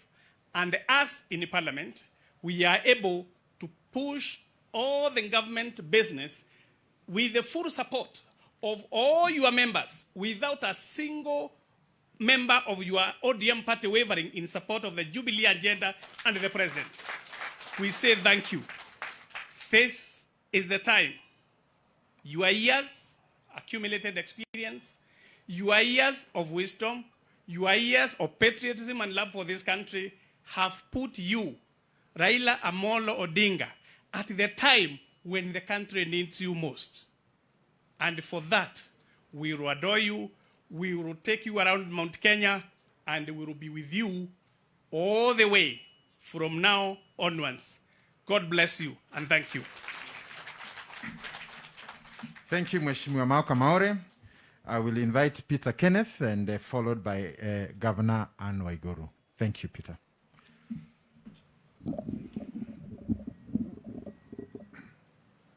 The Right Honorable Prime Minister, Mheshimiwa Raila Amolo Odinga, our host governor, my friend Lee Kinyanjui, governors present, Mheshimiwas present, leaders present, business community, our MCAs, and there are quite a number present.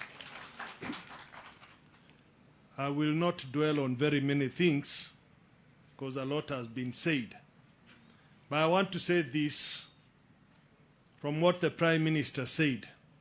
The unity of a country is very, very important. And it is possible, yawezekana, if we all come together. And humility is very key. Very, very key. It is not about chest thumping. It's not about arrogance. It's the fact that you can be locked in 3 times like Honorable Raila Amolo Odinga and come back and mix with those who locked you and work for the country. That is what you call humility. That you can work with the people who locked you because you stood your ground for what you thought was right for the country. All these benefits, we are talking about the Constitution, about devolution. I think our chief guest has a history, and it is very, very important that we look at it. Mambo ya kujipiga vifua na kusema ni nini haitatupeleka pahali. I've had a few leaders from Mount Kenya allude to Mount Kenya. I don't even think Mount Kenya is an issue. The Right Honorable has not even been there. Nithenge mwekoretwo egituhaku. Katwari oria kuri. Ate nithenge mwekoretwo egikatia. Kwenda kwaria uru ndikahiane andu maragia uru no ni mwe gaturume karia gekaga oria kuria kaumaga. Kaumaga ogithaka gago kaithe mutio akarikia wira na bururi ugathie na ki na mbere. I am sure when he comes to Mount Kenya, he will talk to the people. Atajiombea kura. Na sisi wengine ambao tutakuwa tumeandamana naye tutamuombea kura. Na mimi nataka kusema hivi, MCAs waheshimiwa. Manake governor amewaleta hapa leo. Mheshimiwa Raila, muende na ujumbe yake, pahali mnatoka maeneo yenu, mzungumze mambo yake na yale amezungumza leo. That is how to build the ground. Tujenge nini? Ground. Na yawezekana. Ya tatu, mambo ya uchumi wa nchi yetu. Na mimi nataka kuzungumzia, manake amezungumzia sana. If we do not build our economy, we will not be going anywhere. Wale wanazungumza mambo ya mamba mboga, boda boda, mimi sina shida nao. But those mamas to sell mbogas, you need somebody with money in their pocket. Tuko pamoja. Ukitaka kupanda hiyo boda boda lazima uwe na pesa. So ni muhimu tujenge uchumi, watu wawe na pesa, waende kwa mama mboga wanunue mboga. wachukue bodaboda, wapande bodaboda, waende pahali wanaenda. And it is so important that our counties, a county like Nakuru should be a center of production, so that you have manufacturing, you are selling things, our young people are employed there. That is how to build the economy. And we must have the right policies. Roadside declaration and policies will not help this country. And I've said this before. I served in the Treasury. I served under Governor Oparanya in national planning. If you do not have sound economic policies, hii ingine ni mazungumzo baada ya habari. Habari imekwisha na wewe bado unaongea. Hiyo ndio inaitwa mazungumzo baada ya habari. Finally, let me say this. The contestants in the last elections were two people, basically. Ilikuwa Mheshimiwa Raila na Mheshimiwa Uhuru. Na nyinyi mlisupport Mheshimiwa Uhuru, sivyo? Wakakuja wakashikana. They are working together. Yale ambayo yalisemekana kwa elections. You know, competition is not enmity. We can compete, but that does not make us enemies.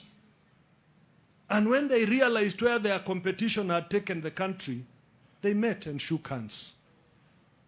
The peace and tranquility, because the country was divided, was as a result of two people shaking hands and allowing their supporters to come together.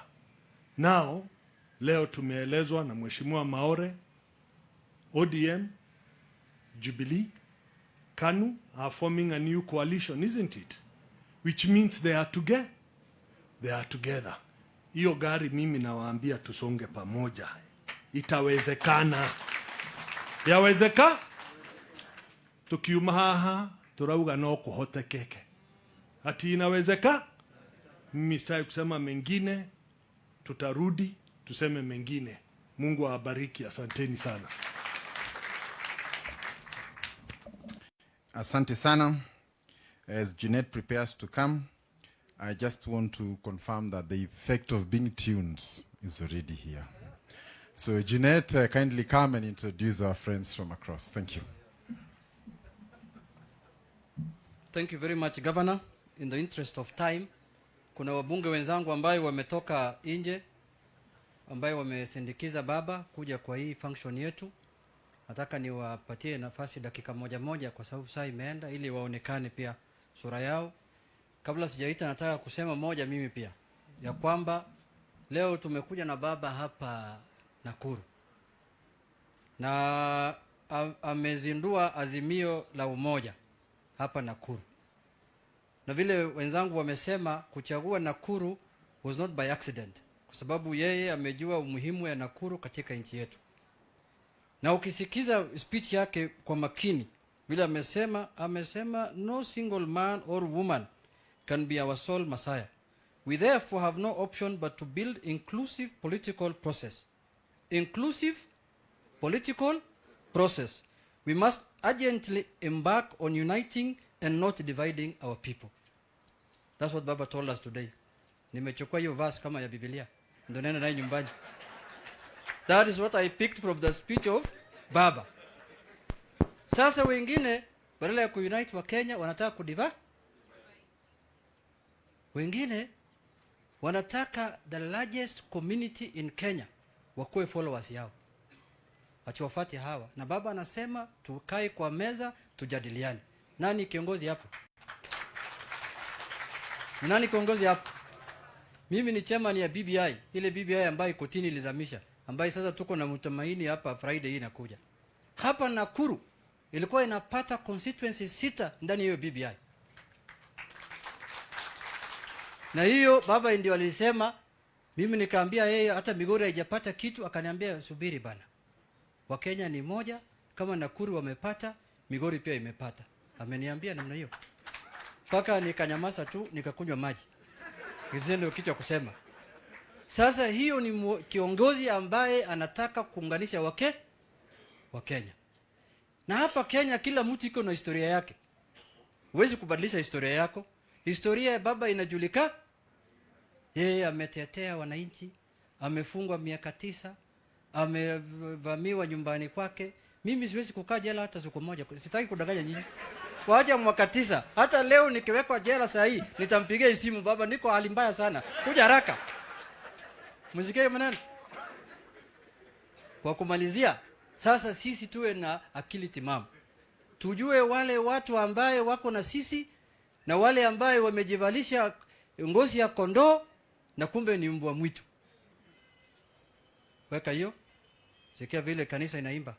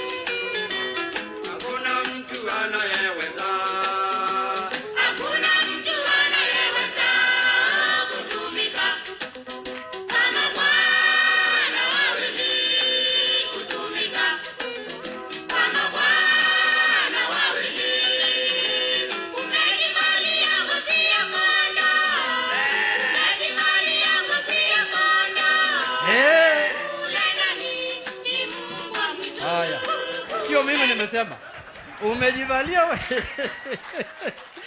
umejivalia ngozi ya kondoo kumbe ni hiyo. Ndio mimi nawacha hapa Nakuru leo. Sasa nataka kualika wenzangu. Hiyo iliimbwa zamani. Watu walijua zamani kuna manabii wa uongo watakuja ambayo wamevalia ngozi ya kondoo kumbe ni hiyo. Wimbo tutaimba kila pale tukienda hapa Kenya. Na hiyo mbwa mwitu zinamjua. Siwezi kutaja jina yake. Sasa tuko hapa na mheshimiwa kwanza Kamau, simama juu. Kamau yuko hapa, anaitwa Kamau wa Raila, anatoka Murang'a, Kigumo, ni mtu ambaye anaishi kwa nyumba ya Raila. Kamau kuja. Kamau kuja useme kitu.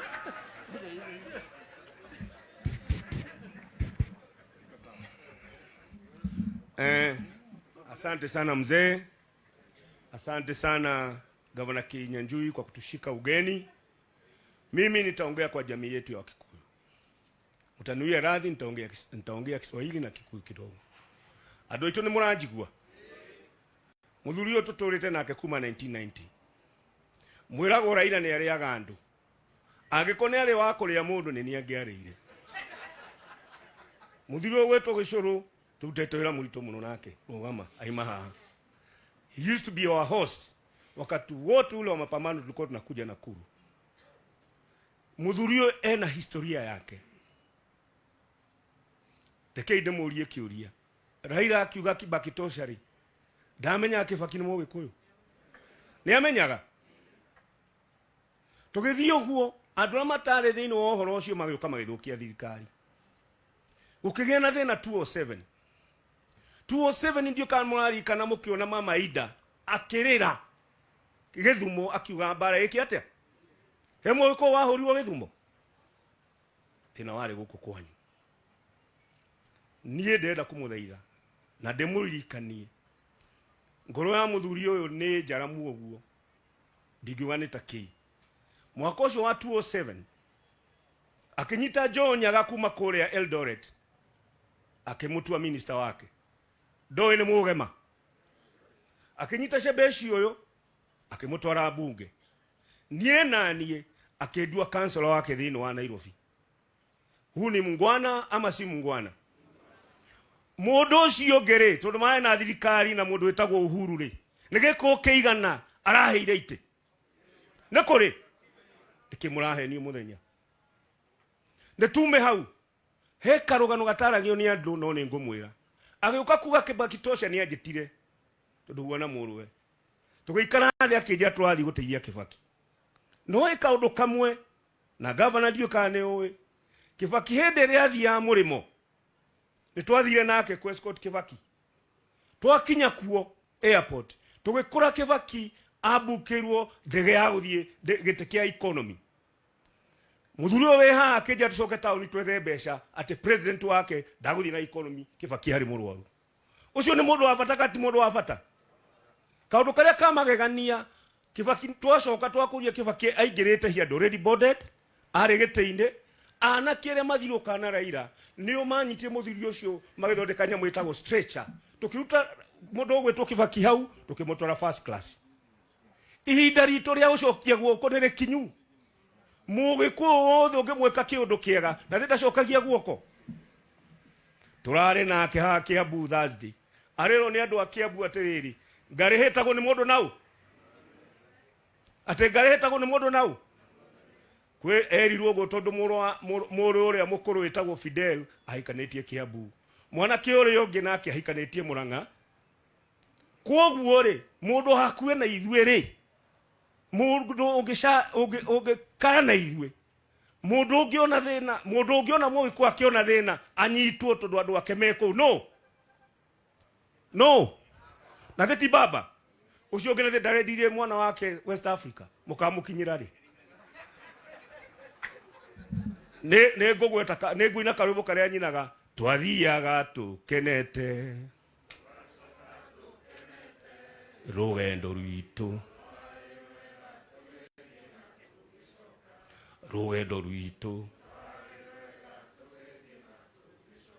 ndenda kumwira bare no ne ya mau na no mwakirwo na nikio twaina karwimbo kariku mwathani arwo murathima.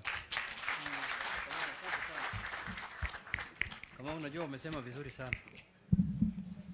Now nataka kualika wenzangu wakuja hapa mbele wote kwa sababu ya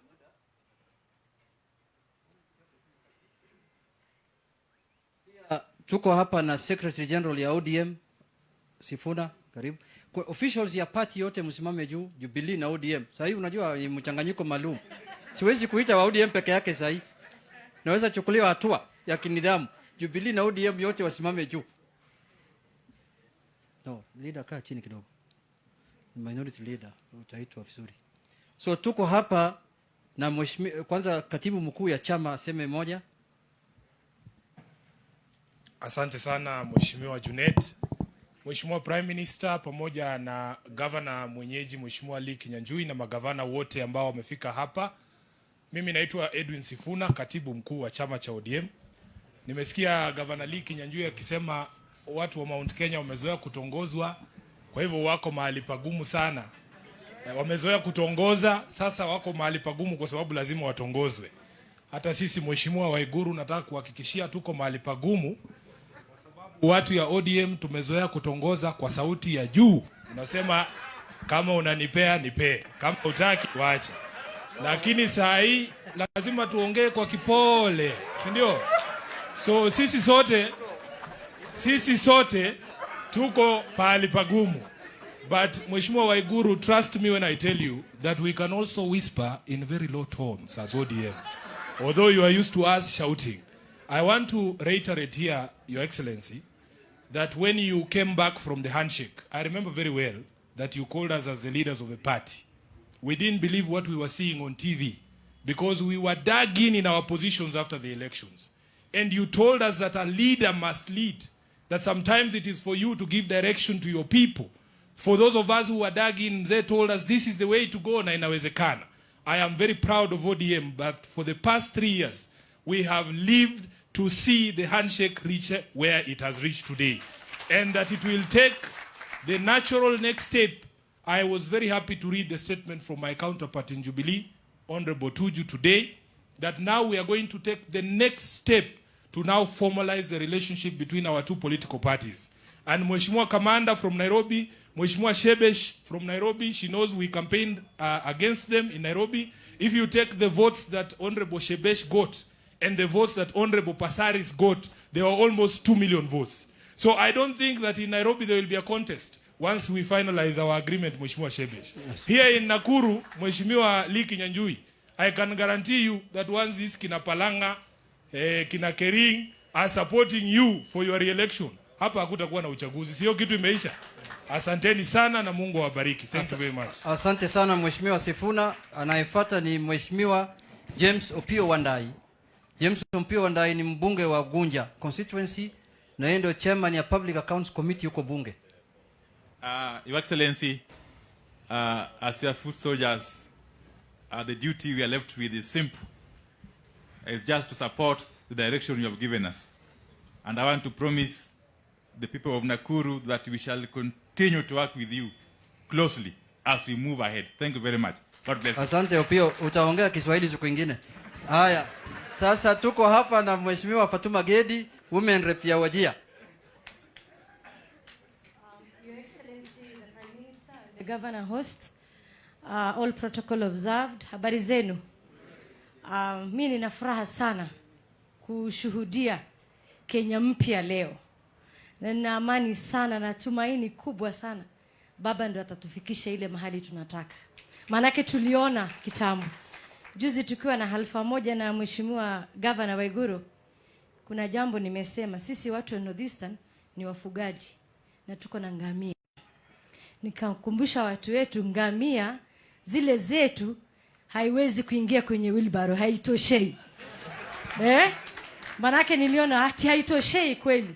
Hata mimi mkiniona vile nimejaja siwezi kuingia kwenye wheelbarrow.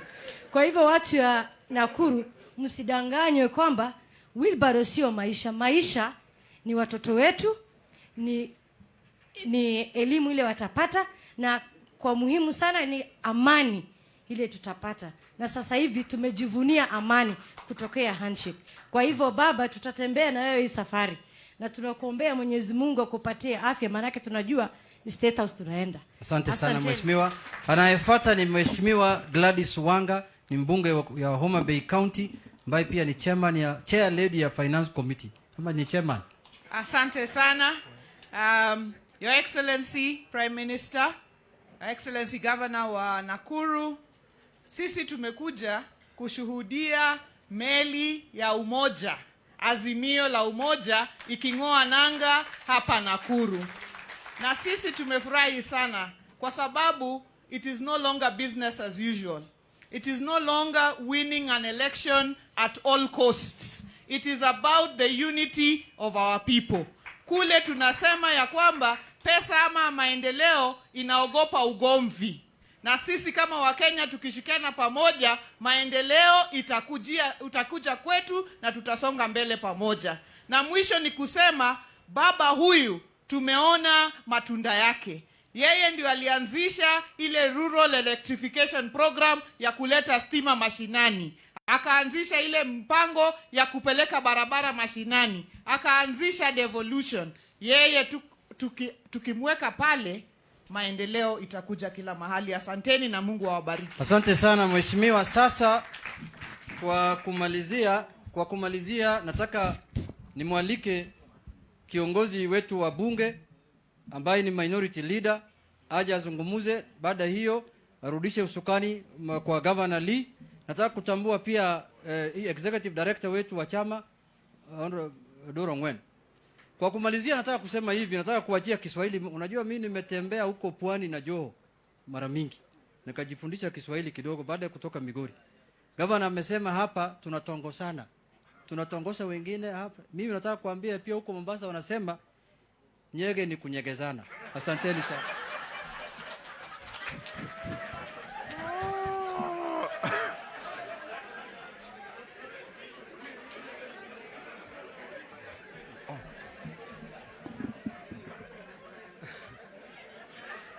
Thank you very much.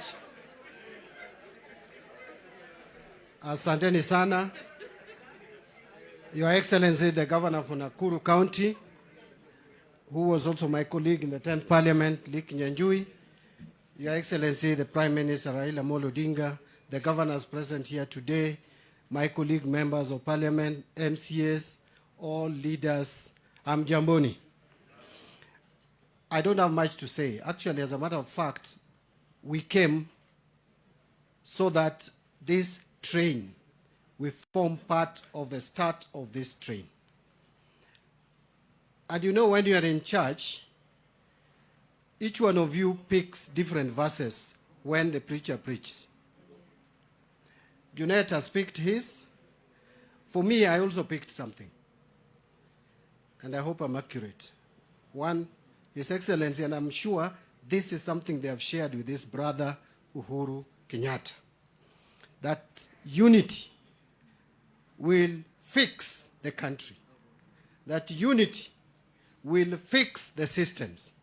That unity will fix the politics of the country. And finally, unity will fix our economy. Are we in agreement? That is what he said. Lastly, let me tell you something that I've learned with Honorable Raila Odinga. When he believes in something, he believes fully, entirely, and completely. And by the way, he really complicated life for me in 2018, Mheshimiwa Commander. Just 3 weeks before the handshake, I had declared publicly in Parliament that Uhuru Kenyatta is not the President of Kenya. When I saw the handshake, I got confused, and I actually said I don't want to even call him on phone. I rushed to his office and said, now, what is this you have done? He said, the instruction ndiyo hiyo. Lazima ufuate. Na nimefuata, saa hii ukiniambia Uhuru is not the president, utaniwacha tu chini. Utaniangusha kwanza, chini ndiye utaendelea na safari. So I tell you, I think we are not making stories. We are in this together. Baba, we thank you with your brother. We will give you the necessary support until where we will reach. And by the way, ODM, which I chair, the NEC that I chair, and the deputy party leader is here, the party leader is here, and other members of NEC, we had also ratified unity of purpose and pre-election coalition with Jubilee. Thank you very much.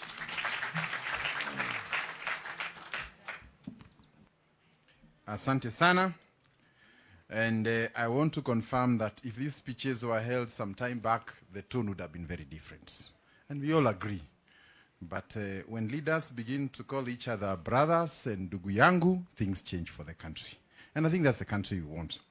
Allow me also to quote a Swahili verse that says, undugu si kufanana. Undugu ni nini? Undugu ni nini? Sasa pia tukitongozana lazima tufanye nini? Asante. Allow me to invite Senator Njoroge. He's from Naivasha, and will be followed by Otuoma, Mheshimiwa Otuoma. Then from there we can go to my governors. Thank you. Please here.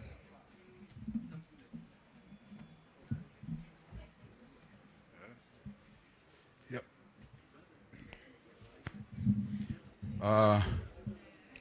Your Excellency, Right Honorable Raila Amolo Odinga, Your Excellency, the Governor of Nakuru. Kwanza yangu ni kushukuru sana kwa kuandaa hiki kikao cha kuzungumzia mambo ya umoja. Nitasema ya kwamba bila kuongea mambo mengi sana, kwa sababu mimi ni mwenyeji wa Nakuru County.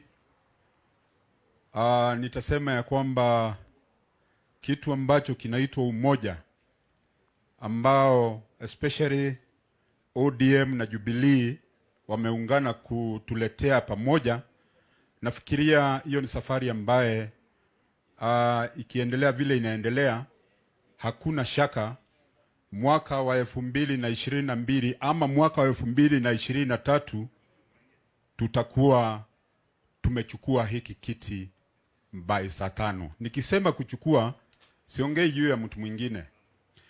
Baba wakati atatangaza ya kwamba tuanze safari, hakuna lingine, safari ni hiyo.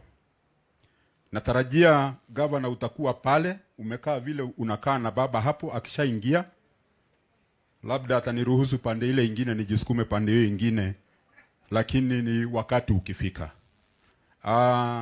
Yangu ni kusema ya kwamba pia viongozi ambao tuko hapa, ni vizuri pia na sisi tushike majukumu ya kuongea na vijana wetu, kwa sababu vijana wetu ambao hawana historia ya nchi hii, wakati wanaposikiza hizi hadithi ambazo zinapigwa kwa redio na ma-TV, wanafikiria ukweli uko pale. Kaa wakati unapata nafasi, wakati hauko kazini, ita vijana hata kama ni 20, wakalishe chini, zungumza nao.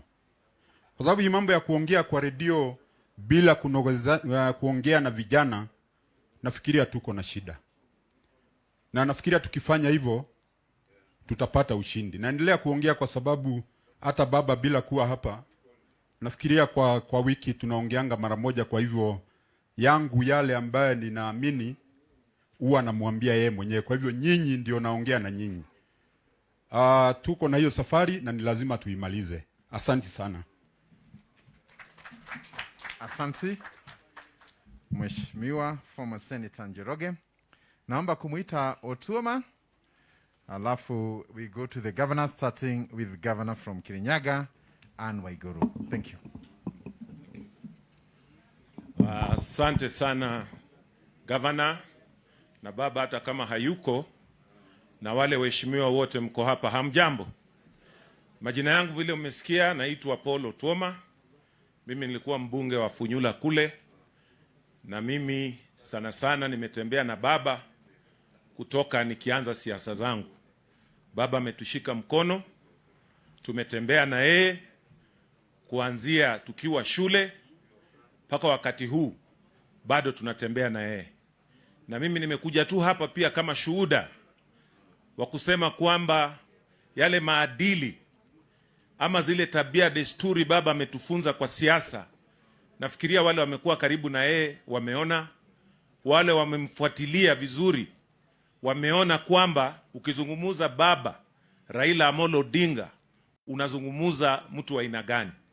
Kama ni siasa za Kenya amekuwa, tumeona sera zake, tumeona misimamo yake, tumeona mbinu zake za kujaribu kuleta nchi pamoja, kujaribu kuhakikisha kwamba Wakenya hata wakati tuna taabu ama tuna malalamishi, utaona baba akijitokeza vile wale wamezungumza hapa mbeleni na kusema hii njia haiwezi kutusaidia.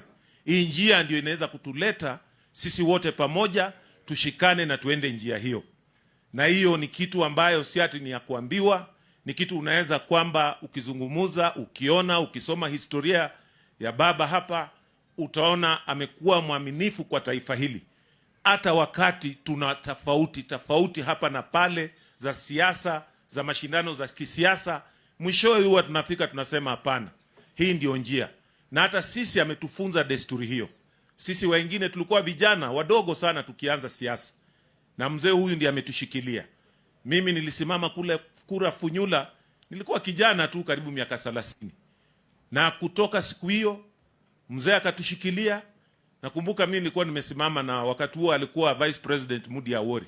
Nikaenda kwa mzee nikamwambia mimi nataka kungangana na mzee Mudi Awori. Mzee akaniambia utaweza kijana yangu. Nikasema ukinishika mkono nitaweza. Na kweli mzee alitufunza desturi, tukakuja bunge, tumejaribu kutetea nchi hii vile tuwezavyo. Na ni jukumu la kila Mkenya pahali ulipo pia kusimama, kuhesabiwa na kuchukua msimamo ambao utapeleka taifa hili mbele. Tusiwe saa nyingine na misimamo labda mikali, na hii misimamo haileti wa Kenya pamoja. Mzee hapa vile wamezungumza, mimi nakumbuka akisema Kibaki tosha. Wengi walikuwa watarajii kitu kama hiyo.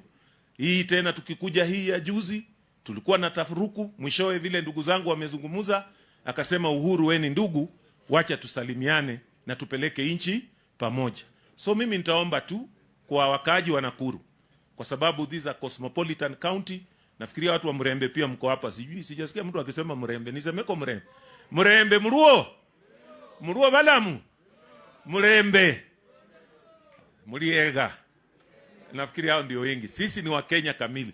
Hata wakizungumuza mambo ya Mount Kenya, ndugu yangu Kenneth yuko hapa, Mheshimiwa Waiguru yuko hapa. Hata sisi wengine tumetembea paka huko. Wenzetu wale tunakaa nao kwa nyumba wanatoka huko na tuonangi tofauti. Ile chakula wanapika tu ndio sisi tunakula. Kama wanapika leo kidheri tunakula hiyo. Ikiwa siku ya kula kumbe pia tuko tuna hiyo na ugali, tunanyorosha tu, because we are learning from all this diversity. Wakati nilienda kule wengine walikuwa kuli samaki, lakini waziri mkuu akanipa nafasi ya kuwa waziri wa uvuvi. Na tukaanza kupeleka samaki kule.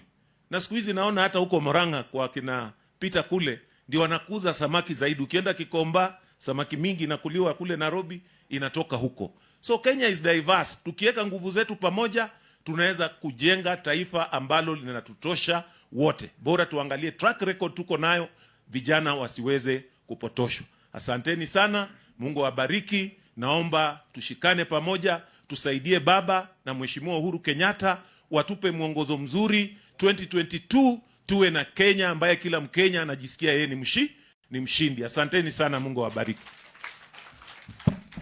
I'm told that we skipped a lady from Nakuru, maybe to speak on behalf of the women here. Allow me to invite Eunice from Naivasha. Then you come to the governors.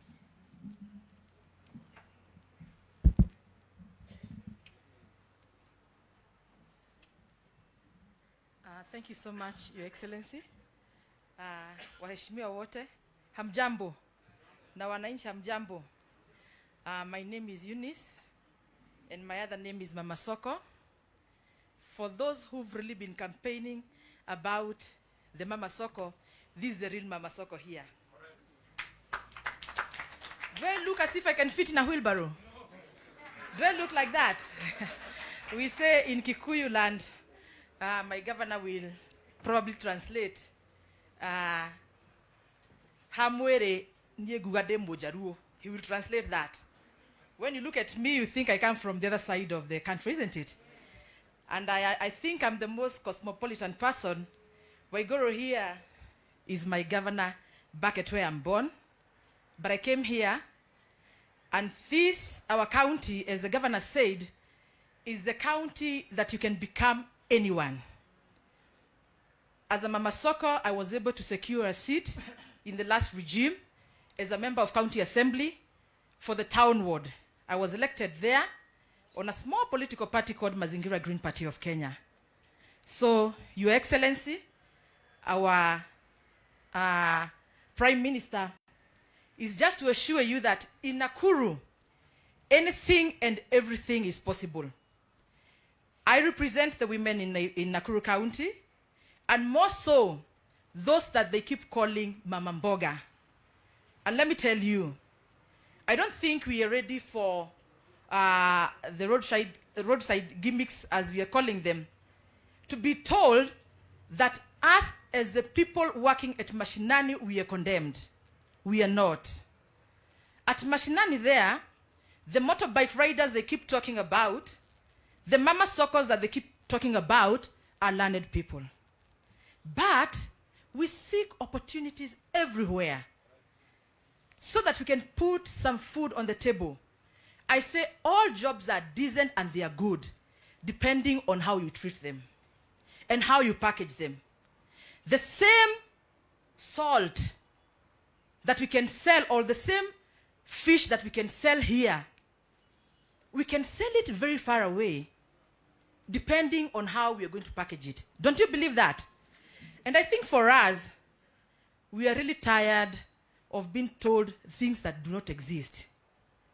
Thank you so much, our governor, for having given us this chance as Nakuru County to be able to be the ones holding the journey that we are beginning to become one people. And as Nakuru County, we are ready.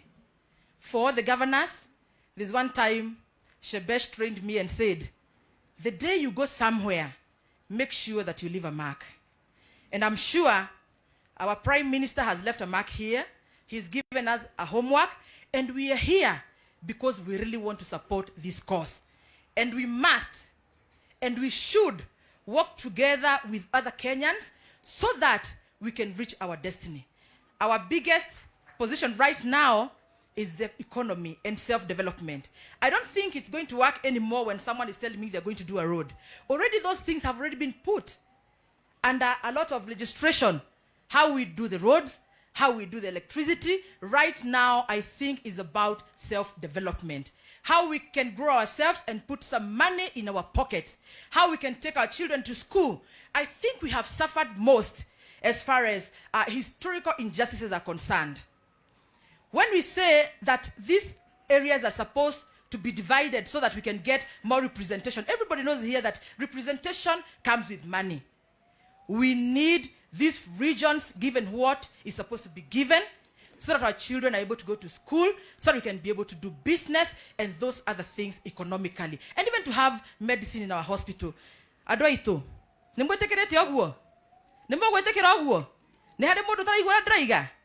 we walk together this journey so that we can be included. We don't want someone talking about us when we are not at the decision-making table. Thank you so much, our governor. Thank you so much, our Honorable Raila. Thank you. Asante sana, sauti ya kina mama. Naomba sasa twende to our colleague governors who've traveled from Laikipia, Kakamega, and all the way from Kirinyaga. Allow me to invite our only Minji Minji in the house. Thank you.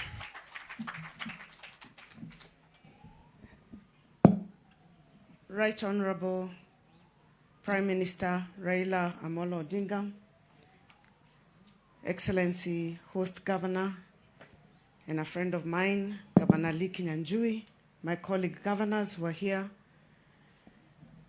all the elected leaders, members of parliament, Senate, members of county assembly, and wananchi, hamjambo. God is good, and all the time.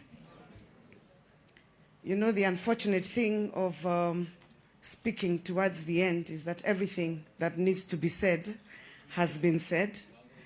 And so I will spare you energy and I won't talk for too long. But I want to just say one thing. Everybody knows here that if there's been somebody who has been at the forefront of the support of the handshake, is Governor Minji Minji. From the beginning of the day that the hands were shaken, I was the first person to make peace. Mnasema nyinyi mulikuwa na shida. Mimi nililia machozi kwa sababu nilikuwa nimesema mkubwa hawezi fanya hivyo. Mimi mnajua shida zangu na kule tulikuwa tumetoka. Nilikuwa hata nimepeleka His Excellency Right Honorable kotini.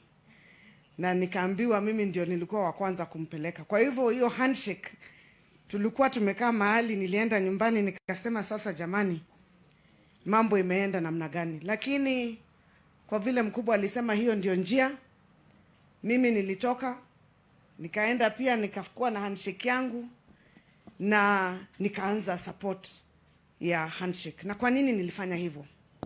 Because what we have been told is that this country is more important than any single person. This country.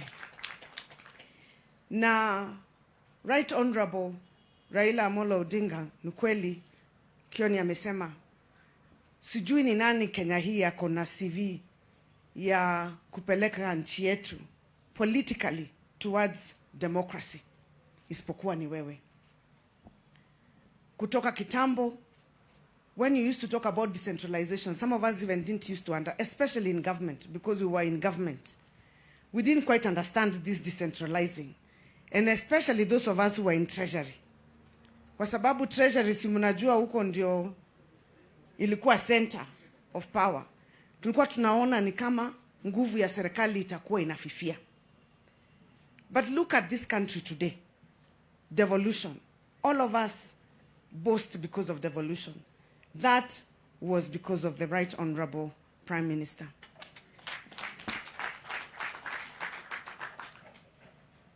Issues that you have had this Jumuiya ya Umoja, the Declaration of Unity, Azimio la Umoja. This is a journey we are starting that will end in August 2022, as in installing the next government. And I want to speak to the people of Mount Kenya, because we have been speaking. Na sisi kama viongozi wa Mount Kenya tumejipanga. Mumetuona tukizunguka tukisema we are putting our heads together. We want to bring our people together. And we also want to bring knowledge and the truth to the people of Mount Kenya. There is no way we will agree to go to opposition. Kuna mtu hapa anataka kwenda opposition? Nega na mareda go the opposition. Watu wa Mount Kenya vile umesikia, sisi tumezoea kuwa ndio tongoza. Sisi ndio tunakuanga kwa serikali. Na hatutakubali wakati huu tudanganywe tuende tujikute tuko opposition. Na niwaambie kwa nini? Kwa sababu mnadanganywa, kuna watu. Hati mtu akitokea kwa barabara uone crowd unasema huyu ndio ataingia State House. Crowds tumeziona miaka ngapi? Hakuna campaign. Hata mimi leo nikisema nitasimama nitoke hapa nje nitakuwa na crowd, lakini siku ya kura ndio zinahesabiwa, mtu anajua hakukuwa na crowd, hakukuwa na watu. Watu walikuwa tu hapo wanafanya nini? Wanakula, wako biashara wengine. Si ndio? Kwa sababu lazima uone Kenya in the context of elections. We cannot have, and I said this the other day, dividing Mount Kenya in the guise of trying to convince them or cheat them that they will be in government while we know very well it is not possible. Kwa sababu ukiangalia upande wa Nyanza, iko locked. Iko locked ama iko locked? Ukienda upande wa Western, pia huko iko. Ukienda upande wa Coast, pia huko kuko. Ukienda Northeastern, kuko.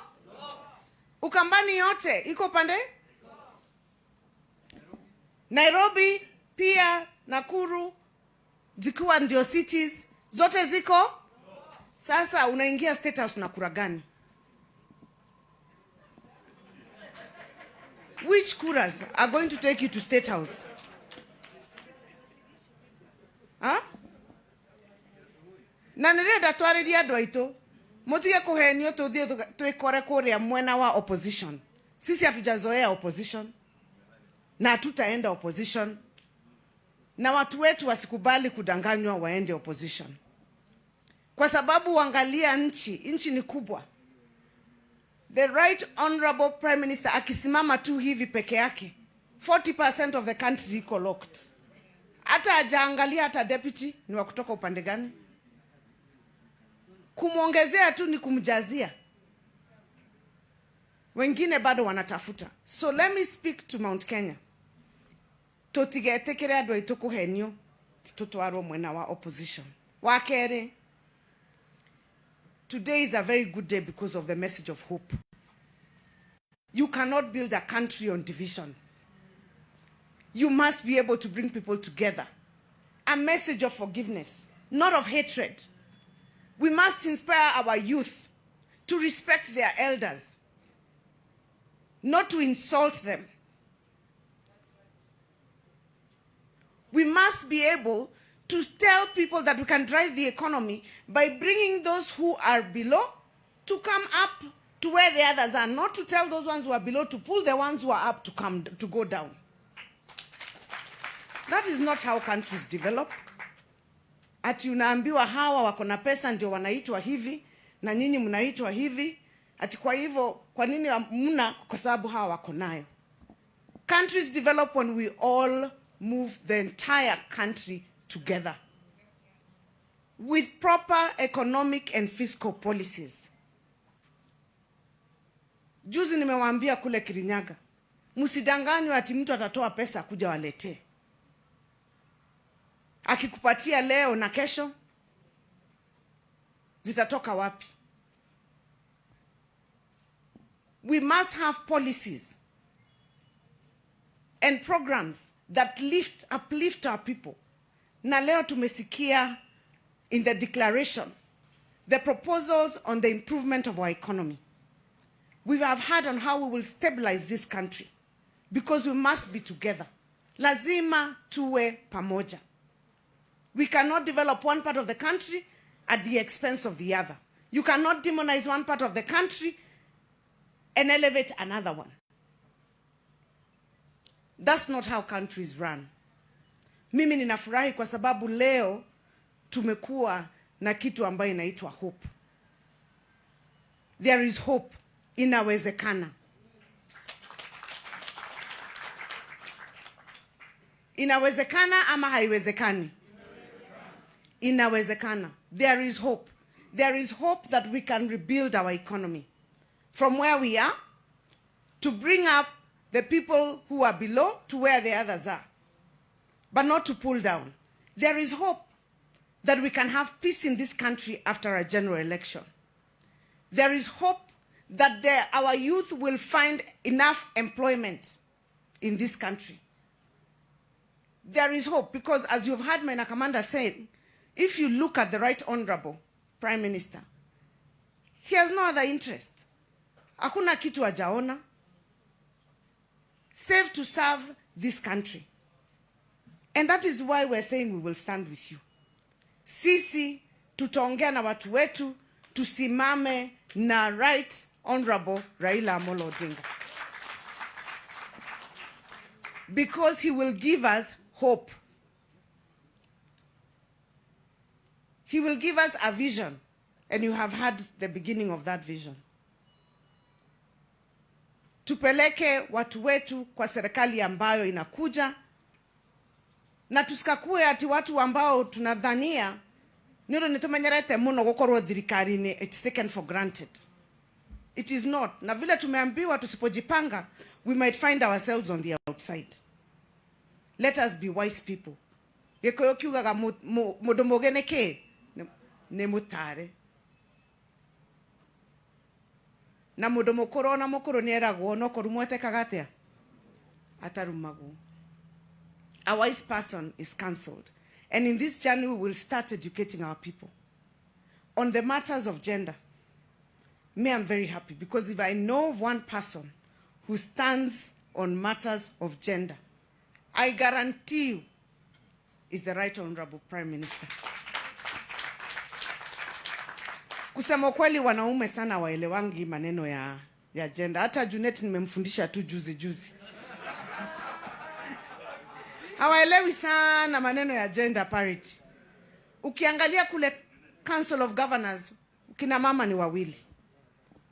Unfortunately, we were 3, we lost our sister. Na tusipo zingatia hii maneno tutaenda reverse.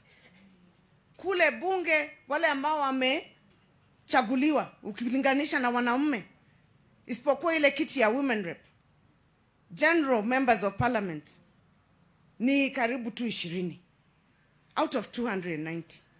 Yet this country is 50% women. Over 50%. But if there's one person who understands, na umesikia hapo, mimi verse ile mimi nimeenda nayo, kila mtu amechukua verse yake. Mimi verse yangu ile nimechukua kutoka kwa speech ya Right Honorable ni agenda. Nimesikia hapo kuna maneno ya gender equality, economy. Hiyo maneno ya economy itaangaliwa, hiyo maneno ya political, lakini amesema pia hiyo gender. It is very important that we consider the other over 52% of our country in elective politics, in public and in private sector. That is how you grow a country, by ensuring that the country is balanced, by having gender representation. Mimi sitaongea zaidi ya hayo. Niseme tu mwanzo wa this declaration of unity is a good journey that we have started. Na vile tulikuwa tumezunguka na hiyo ya BBI, sisi tutaingia kwa ile train tuanze tena kuzunguka. Because we must be seen in Western so that people can know that Kenya is one. And those people from Western wakuje kwetu. Pia waonekane wapi? Mount Kenya. That is how we will build our country.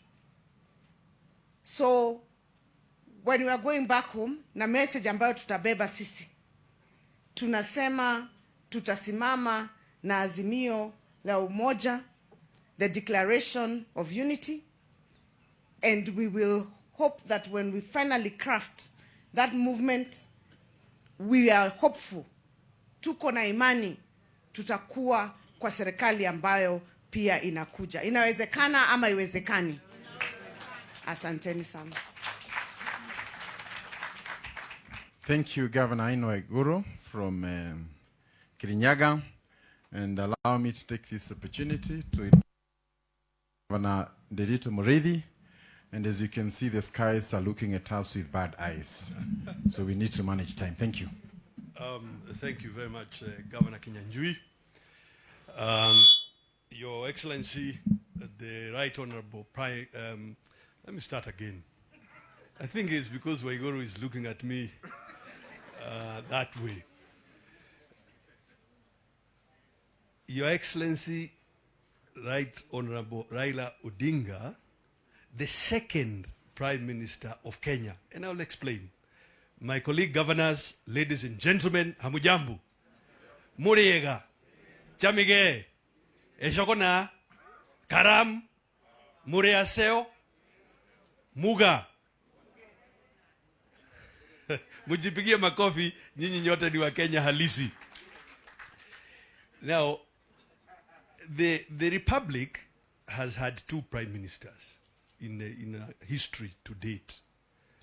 A little bit earlier, before Governor Uhuru and I were born, the Mzee Jomo Kenyatta was prime minister. So between wakati tunasema Uhuru na Jamhuri, so before the Republic became the Republic, there was a prime minister. Then years later, we had the second prime minister of the Republic, who is sitting among us, mpigeni makofi. Now, I want to associate myself really strongly with the idea of one Kenya, of unity among us. Because for 20 years, every electoral cycle, we end up with two broad formations. And although you win, you can win with one vote. If your competitor has 49 and you have 50, the truth of the matter is that half the people voted for your competitor. And you cannot really have half a country. So we must work together. And the truth of this thing, you cannot uplift the poor people by trying to bring down the rich. You cannot. You cannot promote the fraternity of us as humans by bringing class war or ethnic war among us. So we must be together. We really must be together if we mean well for Kenya. So I'm really pleased to be here. Prime Minister and our colleague, Governor Kinyanjui, thank you for inviting us here so that we can speak in one voice as leaders. And I agree, leaders must lead. We must lead. And we cannot do so by being fearful. We must take courage and stand up and provide Kenya the correct direction. Mount Kenya, from here to Tharaka Nithi, we are 10 counties. 10 counties. If you count Nakuru like this, Nyandarua, Laikipia, Meru to Tharaka Nithi, 10 counties. We are the Central Economic Bloc. 2.7 trillion economy. Yani ukisema kwa kizungu, $27 billion. We are bigger than 34 different African countries. So I'm a bit surprised with the idea that you could pick that economy and put it in a wheelbarrow. I'm a little bit surprised myself. There are nearly 3 million small businesses between here and Tharaka Nithi. What we want is to grow them. 600,000 of those SMEs are in this Nakuru County. We want to grow them, like our colleague from Naivasha. So we want to bring back small finance enterprise company to bring them up. We want to expand Kenya Industrial Estates so that in every county it is active. To expand Industrial Development Bank so that you can grow your businesses. ICDC. That is what we are looking for as a region. So we look, and I have said it before, I'll say it here. As a young person, okay, some people keep saying that I have a deni. Okay, fine. Kama unasema niko ni sawa basi. But I have many denis. Yeah, it's not the first one. Hiyo yako wewe una insist. It's not the first one. If I go in history, you will find a debt, a political debt. It has been said here. In 62. If you come to 2002, and so on. So if really it's about debts, please at least allow me to start with the old ones.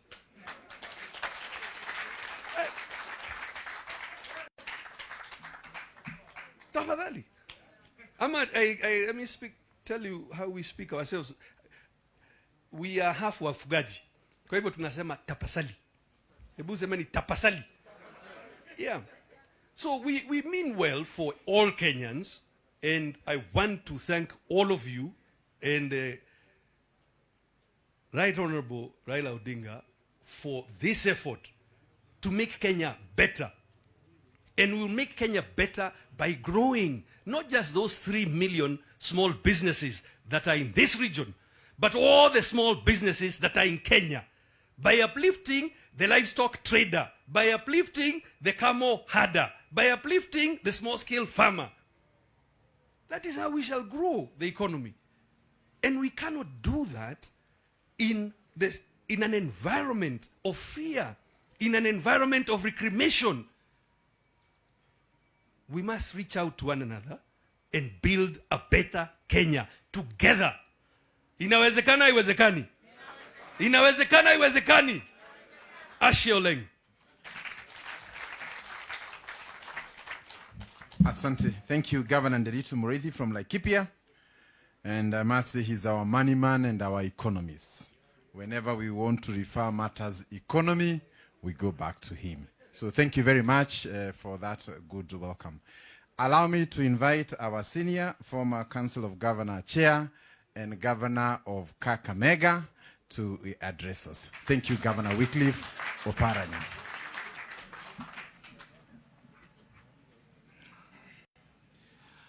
Your Excellency, my party leader, my colleagues, governors who are here, na viongozi wengine na wananchi, hamjambo. Hamjambo tena. Kwa Luya tunasema mlembe. Mlembe vosi. Mimi nimeandamana na former Prime Minister. I've just accompanied him. As you know, I'm the deputy party leader to him. He requested me to accompany him to here, to come and witness what we were launching today. It is historical. And we feel privileged, those who are here, that we are part of this historical event. And I know if it was not COVID, we would have been many people here. But because of COVID, we are what we are. I also decided, let me come and see my colleague, Nyanjui, because I want to congratulate him for this city having achieved city status, Nakuru. I've not been here for a long time. As you know now with the flying, Nairobi, Kisumu, you are in your county. So it has taken me a long time. When I came for the funeral of our former president, we were in this hotel and we were whipped there. When I came back, I went late at the night, so I didn't have time to go around.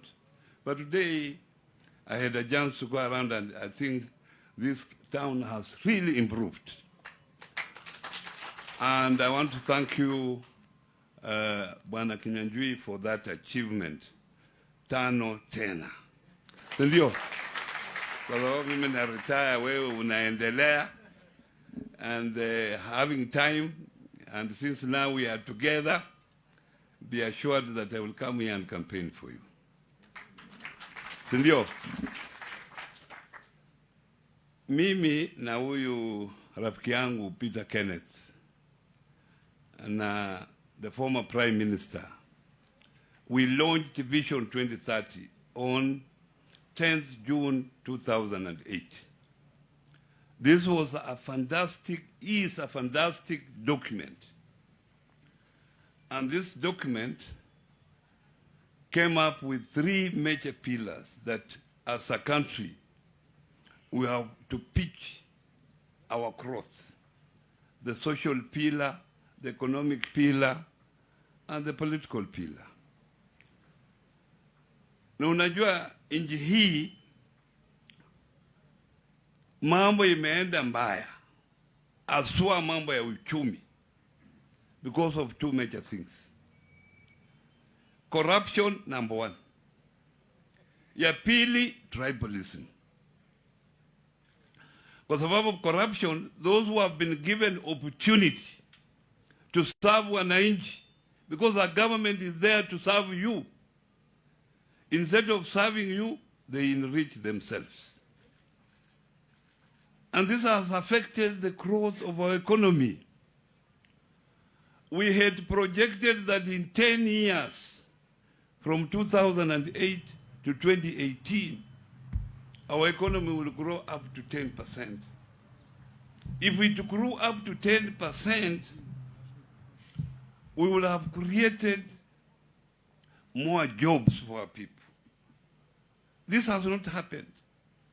The best we have achieved is 7%. And unless the economy grows, where are you going to get the jobs of all these people who are coming out of schools? And the other thing is tribalism. You have been given opportunity to serve Kenyans, and you start serving your tribe, not even your tribe, your village. Mtu akija kwa ofisi, unamuuliza hata ukiwa kule kwangu unatoka wapi. Unataka ujue ni constituency gani. Hata ukifika constituency hiyo unasema village gani. Ndio you serve the person. Why can't we be like Tanzania here? Tanzania now, the economic growth is better than Kenya. I can tell you. These are countries who have been behind us in terms of economic growth. But they have been able to achieve this because of, in Tanzania, there's no tribalism. And some people who waste their times with tribalism, hata mkisema sasa Uhuru si ni president, wengine hapa hata wazesonga karibu na Uhuru, na wewe ni Kikuyu. We need leaders who can create an enabling environment for people to thrive. That's all. That's what you need from a leader. Make sure the farmers wanapata haki yao. Wafanyakazi ya biashara wanapata haki yao. Wale ambao wamekuwa na bahati kupata kazi wanapata haki yao. That's what a leader is required from you. Because it will be difficult to say that you want to serve your tribe only. It becomes a problem as a leader. So long as we unite, as today we have agreed that as a country we are going to unite, this is the only way that we can help our mama boga. That's how we can grow this economy to help you people who are here. And let me say, let this be a beginning for our country to be together. I remember once the president said that you cannot claim to be a president when you are only running 50% of your country. Samani, before handshake, singeenda Kisumu. Lakini siku hizi naenda hata bila Raila. Lakini siku zile paka tupange, tuone tujipange. Security iende huko, ikae huko miezi 2. Na hiyo ni pesa. Lakini saa hii hata sitaki kujua Raila ako wapi. Naenda Kisumu, naongea na watu, narudi. And that's what we require in this country if we have to progress. Umesema mimi natoka huko Western tumelock. Nimesikia mwingine wamelock. Sasa tukifanya lock bas. And let me tell you, I've been close to Raila since 2004. When I became a member of parliament, we have been together all along. And I think if you gave an opportunity to this guy who is here, this country will be different, I can assure you. Kwa hivyo tutembelee pamoja, tuone nchi yetu inaendelea mbele. Asanteni sana. Asante. Naona sasa tunafika kikomo, lakini tu kabla sijamwalika former prime minister aseme mawili alafu tufunge kisha tuweze kupata chakula. Ningetaka tu kusimulia hadithi kidogo kwamba kuna yule mama moja ambaye alikuwa mzee, na unajua kwetu baadhi ya pahali kina Uhuru wanatoka upishi haujapatiwa kikaombele. Wakati mwingi wanga wana boil and many things. Sasa lakini pia watu huko hajazoea kula samaki. Si desturi yao kula samaki. Lakini siku moja wajukuu waliamua kwamba watapika samaki, waipike kwa njia ya kipekee, wampatie yule nyanya, lakini hatamwambia kwamba ni akapatiwa, akala, akaongezwa, na alikuwa ameapa kwamba hawezi kula nini? Alipopatiwa na akala, kesho yake akaulizwa, nyanya, tangu lini ukaanza kula samaki? Akasema, mimi siwezi kula nini? Alipoambiwa kwamba jana ile ilikula saa 6 ilikuwa ni samaki, alisema bas nitaanza kuikula. The moral of the lesson, we have to change our cooking habits. Isn't it? We must cook it in a way. Correct? Even those who don't eat it, begin. Mwache boiro. Thank you very much. And allow me to take this opportunity to invite the former Prime Minister to address and again to close this meeting. Thank you very much.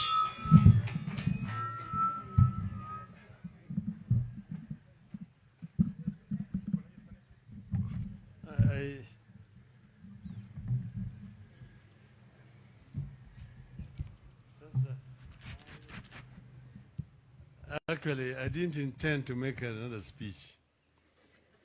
But I just want to toa shukrani kwa nyinyi nyote wale ambayo wamepata fursa ya kusema machache hapa. Wanasema husema ati maneno matamu mtoa nyoka pangoni. Sasa nyoka imetoka. Mimi nilipiga mbio la mgambo. Sema mbio la mgambo ikilia, na sasa nimeketi chini nikisikia kila ndege imetoka na lia kilio chake tofauti. Ingine wa chi chi chi chi chi. Ingine kaka. Lakini zote zimeonyesha kwamba kuna njia. Panaponea panajasio. Kwa hiyo mimi nimefurahi sana.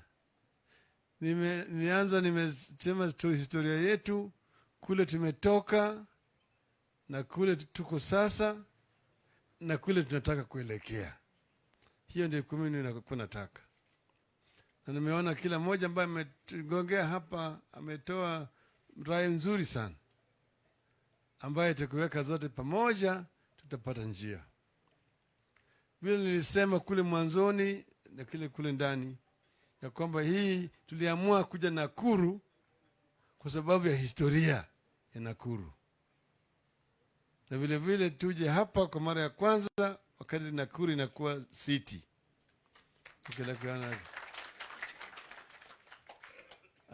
Hapa ndio tukuje hapa tupige mbio la mgambo. Alafu tutakuwa na mjadala kutoka hapa sasa. Vile nimesema wiki hii siku ya Alhamisi tutakuwa huko Nyanza. Kuziwani. Mahali naitwa Sikri. Pale wale wa Jaluo, wa Kisii na wa Kuria watakuja pamoja na kuongea na kupitisha azimio ya Nyanza. Keshowe watakuwa kule Ingo, kule kwa Paranya, kule Kakamega. Na wana wa Ingo vile vile watafanya mambo yao. Kutoka hapo sasa tunaenda baharini huko mwanzo wa Kenya, huko Mombasa, na watu wa pwani watapata nafasi vile vile ya kuongea na kutoa maoni yao, ili vile vile tuwe na azimio ya watu wa pwani. Baadaye tutaenda huko kaskazini magharibi kule kwa Fatuma, ili Wariahi na vile vile wapate nafasi ya kuongea na wasema mambo yao yote, hata ya ngamia yote. Kisha tutaingia bondeni hapa, bonde la Ufa. Tutaenda huko juu, huko Turkana, tuongee na Waturkana huko. Alafu tutakuja hapo katikati hapo, wale wa Pokot, wa Elgeyo Marakwet, wa Baringo, wa Tugen, huko wa Nandi, wa Singishu wataongea. Baadaye tutaongea na wale wa Kericho na Bomet. Alafu tunakwenda kwa Wamaa, ndugu wetu Wamaa, Kajiado na Rock na Samburu. Baadaye tutaenda sasa kule mashariki, kule kusini mashariki, kule Wakamba. Alafu kutoka pale tunaenda juu huko kwa upande ya wa Borana, wa Isiolo na Marsabit. Baadaye tutakuja sasa mlimani hapa, tutakuja kupanda mlima, tutakuja kupanda mlima. Sasa najua Fatuma ndaleta ile ngamia ambaye anaweza kupanda mlima, na wengine wataleta ile punda, na wengine wataleta ng'ombe, sio? Alafu kutoka pale tutaingia Nairobi. Alafu mambo itakuwa yamekwisha. Kutoka pale sasa tutatoka na ile azimio ya Wakenya, ambayo sasa tutaanza kutembea sasa kama Wakenya ambayo wameungana pamoja kwa sababu ya ukombozi wa tatu na uhamisho wa kiuchumi wa taifa letu. Hiyo ndio mwenendo tunataka kutoka. Kwa hivyo sasa nikisema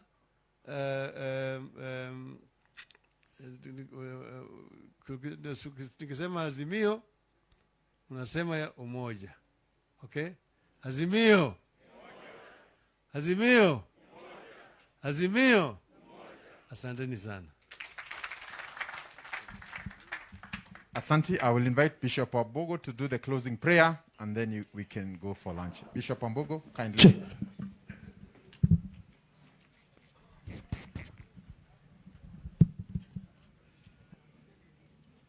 Asanteni sana kwa uvumilivu.